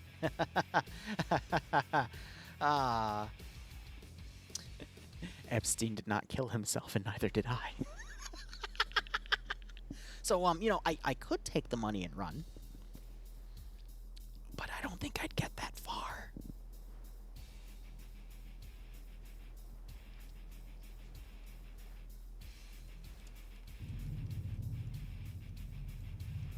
Blink twice. No, because there's a funny story. I haven't told this one in a while. I used to tell it a lot more often. But the first time I went to Greece, literally at the airport, I didn't realize that the actual Greek ambassador was on the plane. And Bloodwing, literally on a first-name basis with him, introduced me to him. And then she said, wow, Bloodwing said a lot about you. And I'm like, what? What? Of course, I didn't say it like that. I, you know, bit my tongue and shook the man's hand. But yeah, you know, the guy that's the liaison to 2 countries on a first-name basis with my now fiance, then girlfriend. It's like, that's a bit of a power move there, honey. Like I said, if I disappear, it wasn't my choice. But, you know, that jokes aside, that also ties to the point of I also understand that, you know, her parents want it done a certain way because it's also tied to their prestige, and I've come to terms with that, which is why that other half of me is like, all right, I'm willing to give them what they want, but, you know, let's see if we can still, you know, check out a few other venues now that we know the full terms. Maybe we can still find something that works out for everybody. They have me by the balls? Yeah. Yeah.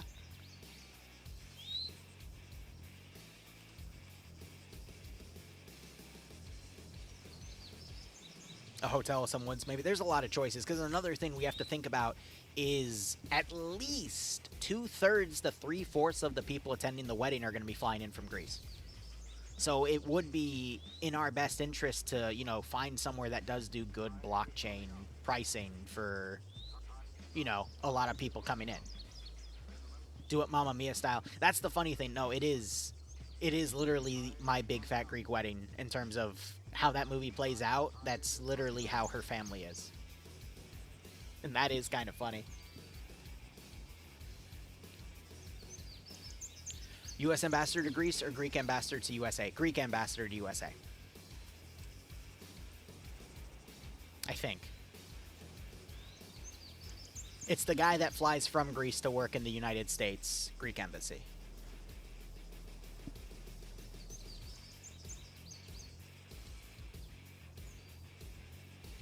Yeah, there is that too, Obsidian. Hey, look, Blue Force finally on that runway. If they started on the runway, we would have shaved off at least 5 minutes. More, though, because these guys are flanking around on the side, so probably up to 10. Yeah.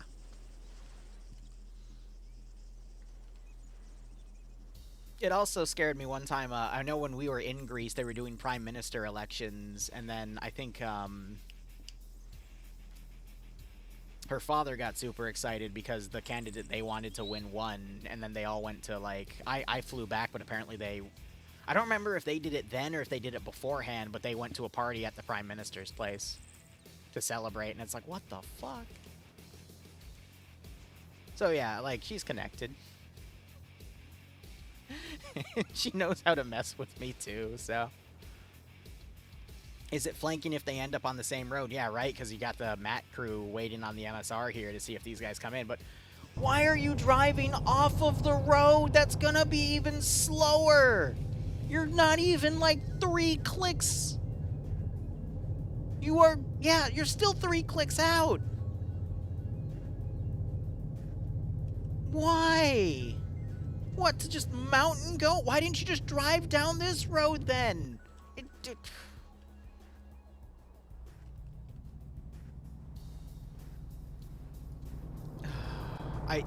What that shows me is they made a decision to drive that way, and then they realized, holy shit, it's already taken this long to do it. We're going to cut our losses in cross country.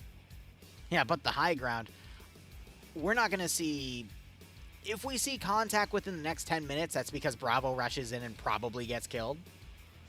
I'm going to assume Blue 4 is going to pull everything together, probably find a dismount point in the town of Komoden and move in. Maybe Bravo is going to move ahead and try to secure an open location for that, but anything's possible here. If we have baby goats, will they have dual citizenship? That's a good question. I actually don't know. I know Bloodwing's a dual citizen. Am I questioning the player base? Why? You know, you're right. Why do I question? And let me guess, does he still have Zixme on it? No, they pulled Zixme out and they're not going to fly the gunner. Ah, that was like the one cool thing in this scenario. Oh, well.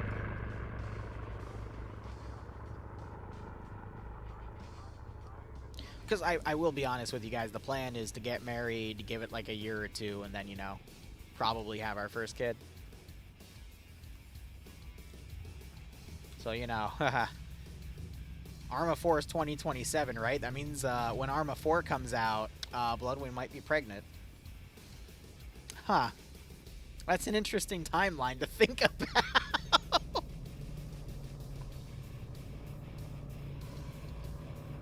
Interesting.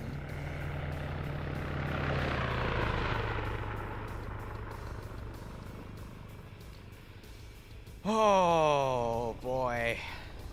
I'm gonna have to really tune my noise gate then, because we're gonna have a crying kid in the background. The crib's gonna be right behind me, and I have to calm the baby down while I Zeus. And then the baby will get a little bit older. I'll have it on my lap, and you know, I'll let the child decide. I'll make a way for the child to decide, you know, if the player base dies or not. We'll find a way to make content out of it. Oh, Chopper just took a nasty tail hit there from some of the machine gun. And it's on fire. Oh, it's okay. I trust in Goose's ability to auto-rotate out of this. We see him going low. That's a tree, Goose! Oh, he's fine. He was not fine. He was, in fact, not fine. He was not fine. Yeah, not fine. Not fine. I know baby codes are also called kids. It's a funny play on words with that one. I'll give it that. But if we're going to double down on the goats logic, then, you know, might as hell, right? I mean, who was here and they saw the streamer room from the previous mission today, right? All the goats in there, yeah. You're right. I can have the kid put Plinko in.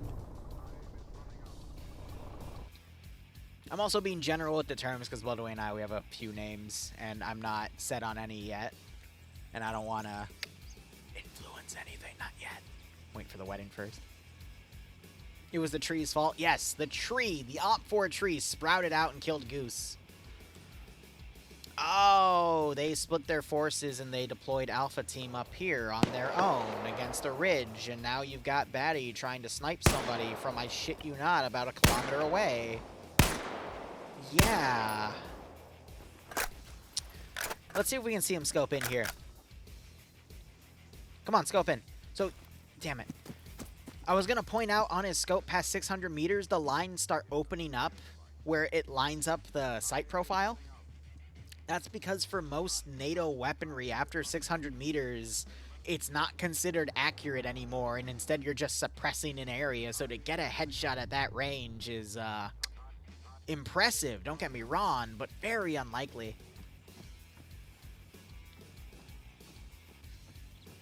We're not naming a kid Liru. I'll call him or her Little Liru while I'm streaming. A family of shrimplings. See, I wish that would work out, Obsidian, but Bloodwing is actually allergic to shrimp.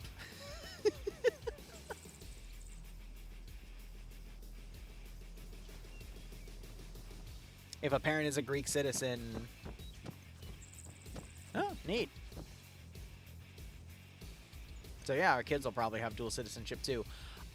Here's the thing though. Bloodwing, you guys are going to have to look this up for me because I actually don't know, but in the United States, there's 3 levels of clearances, right? I think the first one, you don't have to revoke your citizenships to other countries, but the second and third one, you might have to, but I could be wrong about that. It might be for all 3 clearances. I know Bloodwing is due to get a clearance in the company she's working in.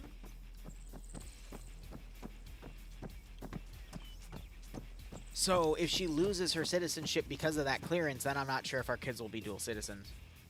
But, I mean, that's just one of the many, many things to think about with all that.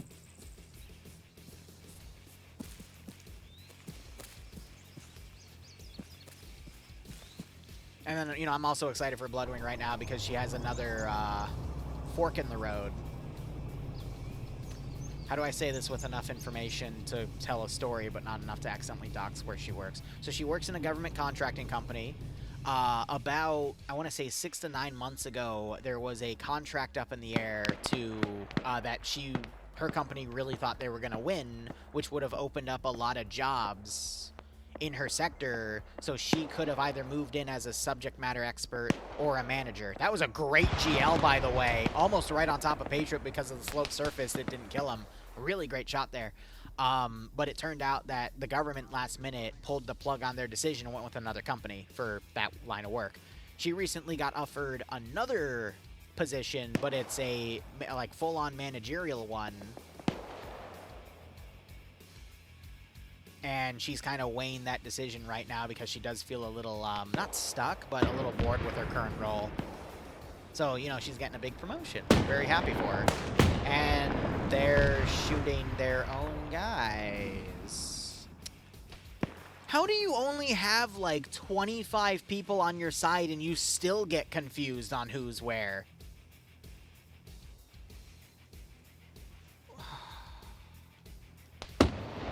Because now we're getting into the level of players that I just Zeus for on the daily. There would be an ass chewing in debrief, that's for damn sure. Yeah, right? Dual citizens, and we're definitely going to be going to Greece a lot more often, that's for sure.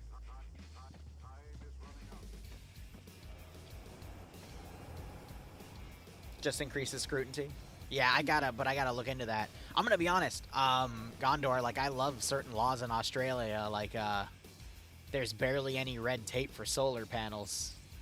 And you can break even on solar in only, like, 3 years. I wish we had that in the United States. I would literally put down money for solar in a heartbeat, because there's so many good benefits to that, but with all the red tape here, it's like, you don't break even until like 7 or 8 years, and usually that's also when the panels start dying, and then you have to rebuy them anyway. Solar panels are encouraged to the point of insanity. I think it's smart, though, and constantly rebated. Yeah, no, I just looked across the pond. Great kill by Mini there. The PKP is already suppressing this major group of infantry. We got the M2 firing back, though, and that immediately gets a few kills on, or no kills, just a knockout on Benny. So great return fire from Op4 there. Meanwhile, I think we just saw Peasant snipe a dude with an SVD. He's got a kill, and I did see a symbol out there for Blue 4, now disappeared. We see some double taps on it. Great shot with the SVD. PMCs for Big Oil. Yeah, I've thought about doing silly things like that. Maybe for December. Bursty about to potentially get right on top of Op4, but he gets spotted. And Bursty gets shot a few times. Yeah, the gun got clipped into the ground, and that Bursty ran out of ammo. He's going to switch to his handgun. Crisp also runs out of ammo, and the handgun wins, but he still needs to see a double tap high comes up. Oh, hey, look, an autocannon. Bye, Bursty. Hey, look, Bursty burst. And Crisper survives. All right, Blue 4 continuing to push up on this angle. So not a whole lot of time lost. It was like 10 to 15 minutes on the transport, but it could have been optimized a little bit better. Australia map, big US Big Oil goes against Emus defending the solar industry. Now that does sound like a Liru op, doesn't it? These guys don't have any AT capabilities or any explosive capabilities to take that vehicle out, so it's just going to drive off. PMCs against Big Oil. Oh, for a pay for pain. Look, I'm going to level with you guys. We have another pay for pain this weekend. It's going to be a mini one with a tight budget, but once I finish up pay for campaign, the only other pay for pain I'm considering is something to fund some Arma 3 assets, where all 100% of the money goes into funding some Arma 3 horror stuff. And then beyond that, I just want to take a break. Man really just sighted a guy and shot him in front of the BMP, and the BMP is like, I think they just tried to put a GL. That might have been a flare? Or it just didn't detonate because it was within the minimum range. There we go. Fair enough, Obsidian. I know there is a certain level, though, of security clearances where they make you revoke it, but that might just be on the higher stuff.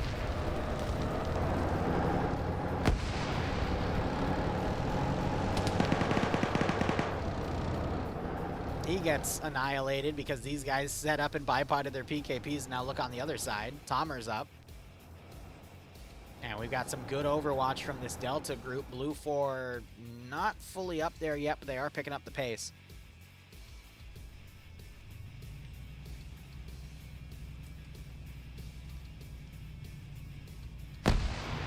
Yeah.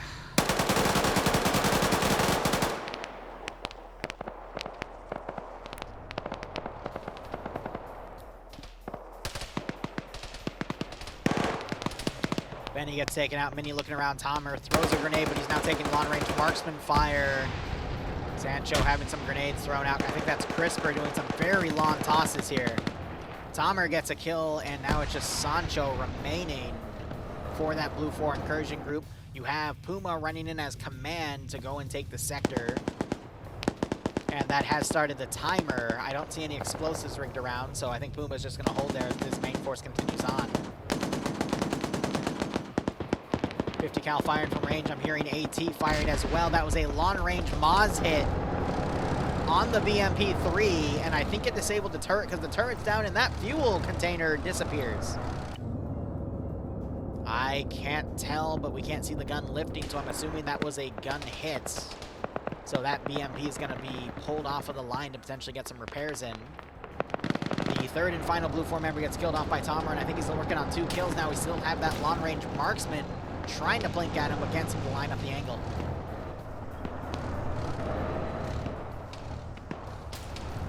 Marksman's still trying to work on him, but they got a little bit of cover to work with down here. Vehicle has moved up and is now engaging the vehicle here. Vagrant gets away before his goose is cooked. Where are the LAVs? We have one right here. Where's the other one? It's back here. Just out of position. Okay, it looks like Blue 4 came in. They lost a bunch of their wheels. That's unfortunate.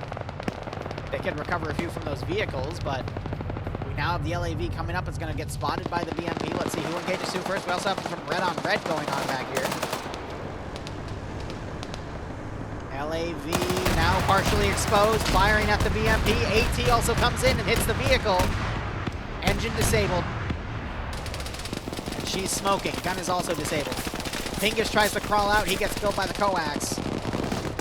And Blue 4 are kind of tied here for vehicle use. One is disabled, one disabled, one disabled, and we've got this one still active, but I think the disabled one's going to be active again soon. Nope, it's already active, and they're already trying to shoot at people with it. I can't tell where the rounds are going, probably somewhere on this tree line. Yeah, they're trying to hit some of the guys skylining, and the BMPs do have a much greater amount of ammo, so...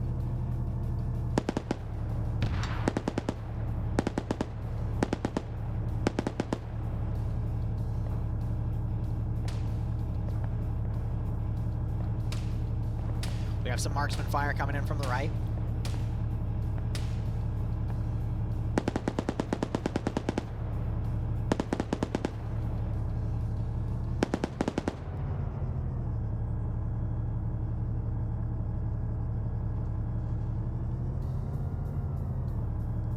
Oh, Bloodwing's making chicken katsu tonight. Hell yeah. All right. I love how Vagrant immediately gets back on the gun and continues to suppress that AO. Sector 1 is taken. I think he's suppressing this one position back here. Blue 4, I think, are in a really good spot with the fact that they have an advantage with their LAVs if they can get them in proper positions. Op 4, I'm a little worried about their BMP positioning here because it's very easy to predict that spot. It got a little bit messy in the middle, but looking at body count, I would say numbers are still pretty even, but where is Echo for Op 4? Oh, they're way out of position. And they're going up here. So Op 4's MAT team has no idea where the vehicles are, which is weird because we have LR radio men. Maybe they do. Okay, so they're running back to their vehicle here. Maybe they were trying to find an angle from that ridge, but they're going to have to get closer at this point. But by then, I think the LAVs are going to get in good spots to snipe out the rest of what's going on, and weird call. And I think Company's just going to order all the infantry to move forward, and I doubt he has any way to really rally them, so I think he's going up on his own at this point. Might run into Hirana and Swola, which I know one of them's a marksman. Swola's taking the stock off of his weapon, and there's the marksman, but no kills. Meanwhile, we still have Tomer and, what was it, Crisper? Yep. Tomer gets hit a few times by the marksman. Marksman can't seem to finish him off. Another hit goes into his shoulder. BMP, meanwhile, continues to fire at the vehicle. Vagrant bails out. Depso coming around. Waiting to see where these LAVs could potentially redeploy.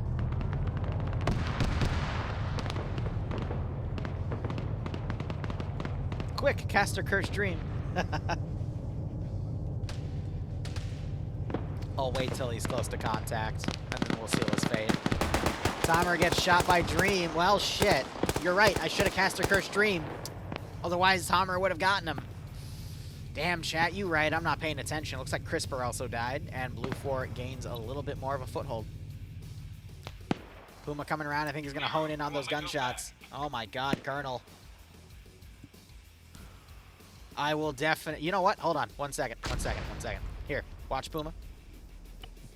Colonel, 1 second. I got you.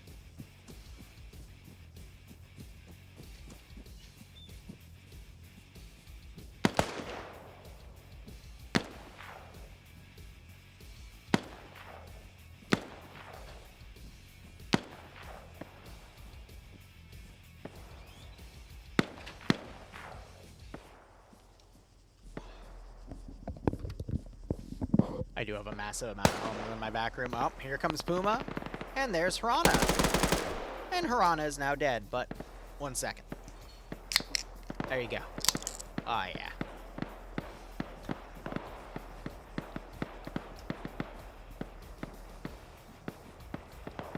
One benefit about, Bloodwayne is, well, not from her specifically, but her father, you know, working with the embassy. They get to buy alcohol without any of the taxes tied to it. So by proxy, we have a massive amount of Coronas in the fridge. It is nice.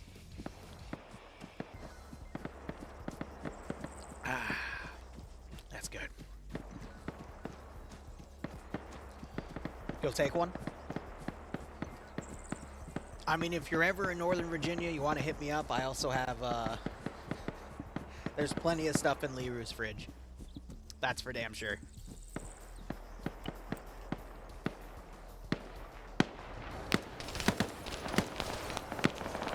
Alright, so looking at the main fight here, Blue 4 trying to come down this ridge. We see the LAV-25 firing into the bunkers here. I don't know where the other BMP went. Oh, it went further back. Still trying to use these walls as cover here. Might find an angle to snipe some infantry, but we do see some infantry kind of exposed here to that LAV and could get taken out. Echo trying to run back. Puma staying in the open field here. Swola seems to be looking around, gun up. Probably because Harana is no longer responding, and Puma did get the kill with a few gunshots there. But Blue 4, I think, trying to maneuver around on the northern side. We see this other LAV coming around, though it is a bit slow because it is missing 2 out of its 8 wheels. Distance is too high. Well, if you're ever around, broski.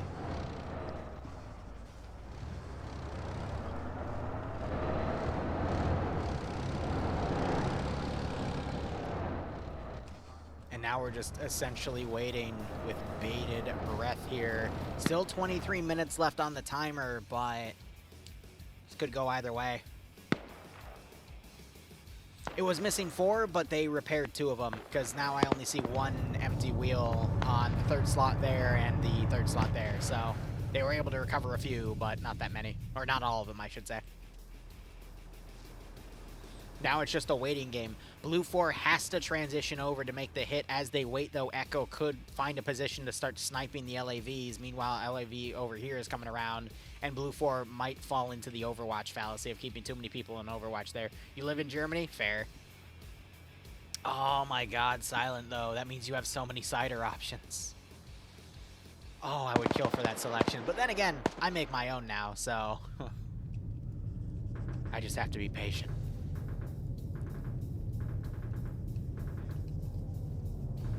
Because American cider is just sugary nonsense.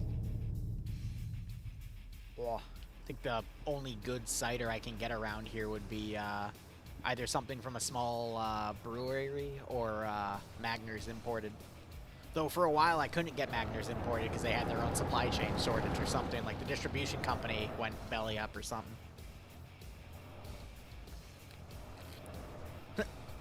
Cider, even with spelled with an S, good god.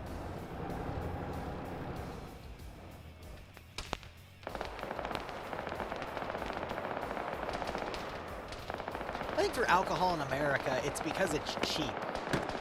Though with inflation now it isn't anymore, but like Bud Light, for example, super cheap. Not anymore.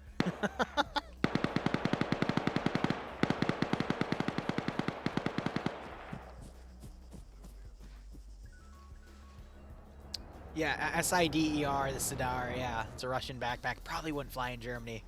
Definitely not in Poland. Hey, Moz around with LAV shots go in and completely kill the crew of... Okay, no, so one crewman dropped out, but I think Lolo was in there too. He is dead. And that is both of the BMPs now disabled. And with the other one cooking off, I'm going to say both are now essentially removed from play here. So Blue 4 having both of their LAVs still up. We could see an AT snipe right here. No, they're in the low ground, so they won't have an angle on it.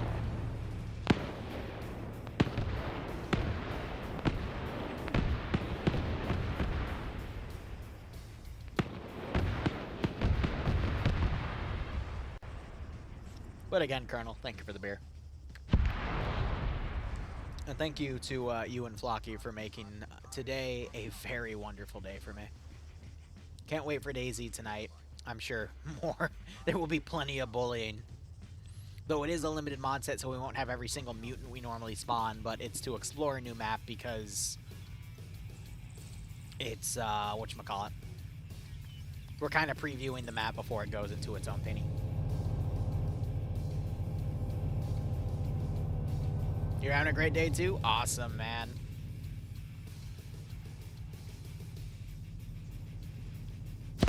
Yeah, I was thinking it was a Sidor, not a Sider. Because the Sidor is the little, like, sash backpack. Wow! Did they actually just use AT mines to disable an LAV-25? That is incredibly rare to find in FNF. And they just fired the RPG short, but it's cooking off, so it doesn't really matter.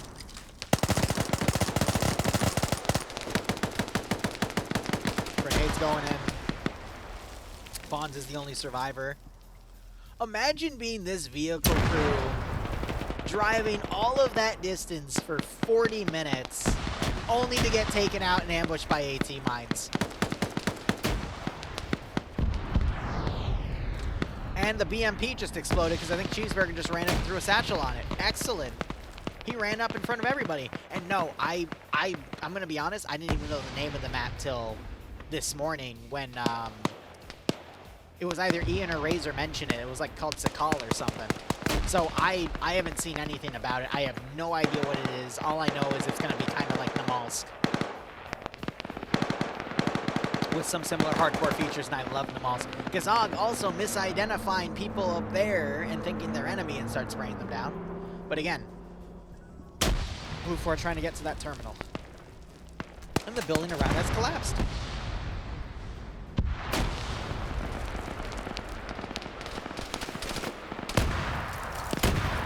France getting suppressed by that remaining LAV-25. Have I seen the Collector's Edition BI has on their web store? No. I'm going to be honest, I haven't really looked at anything other than the updates that come up on the DayZ browser because I want to go in completely blind because I've played DayZ since the mod in Arma 2. And I would really like to recreate that feeling of, you know, going in as fresh as I can. But yes, you get to abuse me tonight. Grab some coffee and stay awake to join the Abyss train. Oh, God. I'm sure Flocky will make this a night to remember, that's for sure.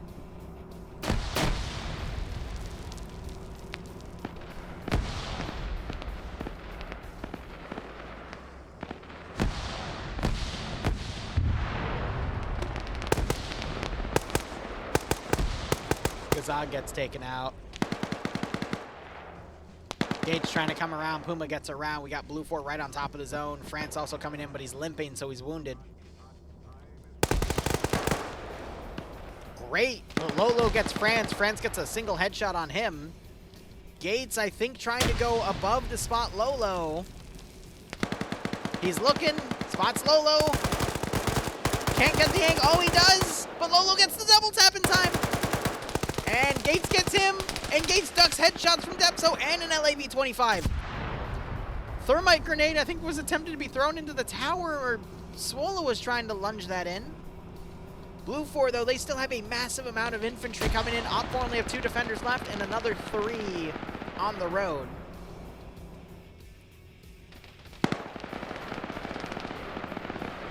So this will be the last round for me. I'll end with a closing announcement. Not announcement, but, you know, a statement about something. Because I'm in a good mood and I might as hell get it off my chest. But, yeah, then I'll have some time. I'm going to talk with Ian is going to be our admin tonight. I've never had him admin for me before, at least to my knowledge, so this will be interesting. I want to talk to him about what he's seen on the test server, and then just work with him to create a, you know, a new menu because it's a new server tonight, and we're running mostly vanilla stuff. Which means it's probably going to be a lot of wolf murder. Knowing how this game works, Depso's still running around. Depso definitely hears those footsteps going behind him, though. Uh-oh. All right, Depso unfortunately had multiple shots to the back of his head. I'm going to rule that as a suicide. Oh, Razor, did you put the goat mod in? Oh, boy. That's even worse. World War D. I don't know if the Dino mod is in there, though, but Razor, if you want to quickly mention what mutant mods we have on that server, feel free. I'm going to be stoked if you have the goat mod in there, though. Epstein style, yeah, right?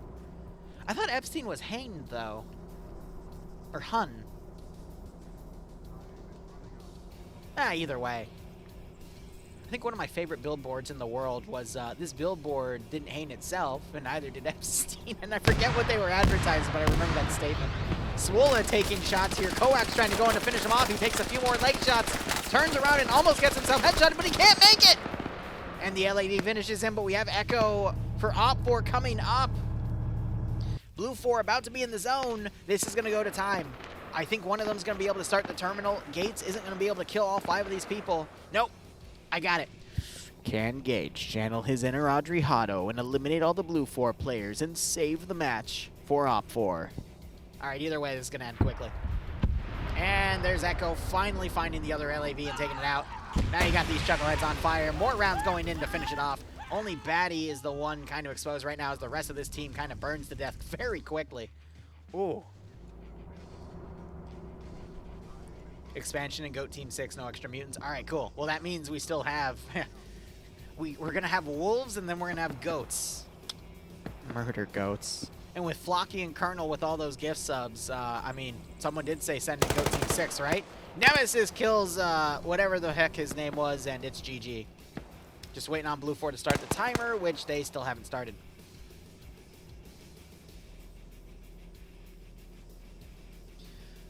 All right. So yeah, I'm going to whip up a quick menu. I'm going to ask Ian what his capabilities are for being admin tonight to see if we can, you know, add a few other things, like potentially teleporting me in the air and whatnot. But I will ask Ian if he's capable of that. And while I still have Razor with me, you know, we can get that all set up. And then I'm waiting to see what Flocky might have ready to go. But otherwise, the 3 remaining Echo guys, Batty's trying to do a flank on him. And they're pushing in to make sure things are set. But I'd imagine with everything on fire here, yeah, I think they got that covered. Batty, though, gets ambushed and taken out by Dan there. And there's the hack start, 150 seconds. I doubt Op4 is going to be able to run in time, so Malin might call this early. Because that's 2.5 minutes. They'd have to sprint all the way over and then get engaged in the open, but we'll see how things go. Yeah, X-Wing Ian. Sorry, you're right. Ian did jump by, what was it, a few days ago, actually. I think Wednesday, and said hello and resubbed. He is our local Twitch staff member that lets me know if there's anything going on. Keeps me safe. All hail Ian. Anyway.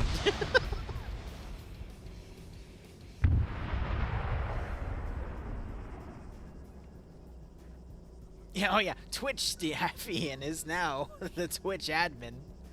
I would be terrified.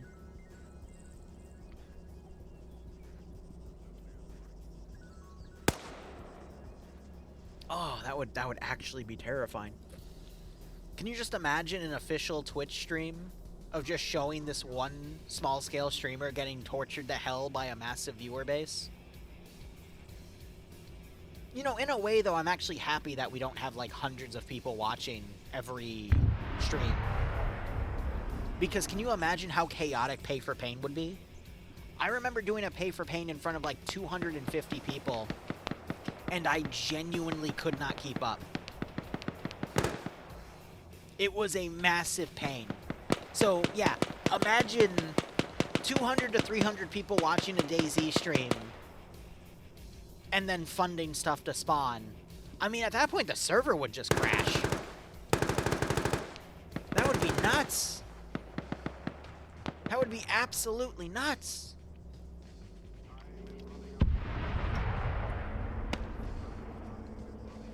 Because, yeah, no, like, the times where we have spammed a bunch of stuff, it just kills the server. What do you mean that would be have? No, I'm telling you, that would just kill the server outright. Isn't that the point? No, the point is to ruin my life in the stream server instance, not to kill the server outright, because I'm just sitting here going, hey, guys, y'all broke the server again. I thought the point of the stream was to torture me. Kill Liru, not the server. Exactly. We just got to do that. All right, beep, beep. So here's the deal. In the past, whenever Bohemia's coming out with something, and I have my predictions about it, I have said, again, in the past, pay for Liru's pain, yeah, right? Bohemia can step in and put me in a Discord somewhere, hand me an NDA to shut me up. On a completely unrelated note, I can't tell you anything about Reforger anymore. Thank you so much for watching. Go operate operationally, enjoy the rest of your day or night, cheers, and have a good one.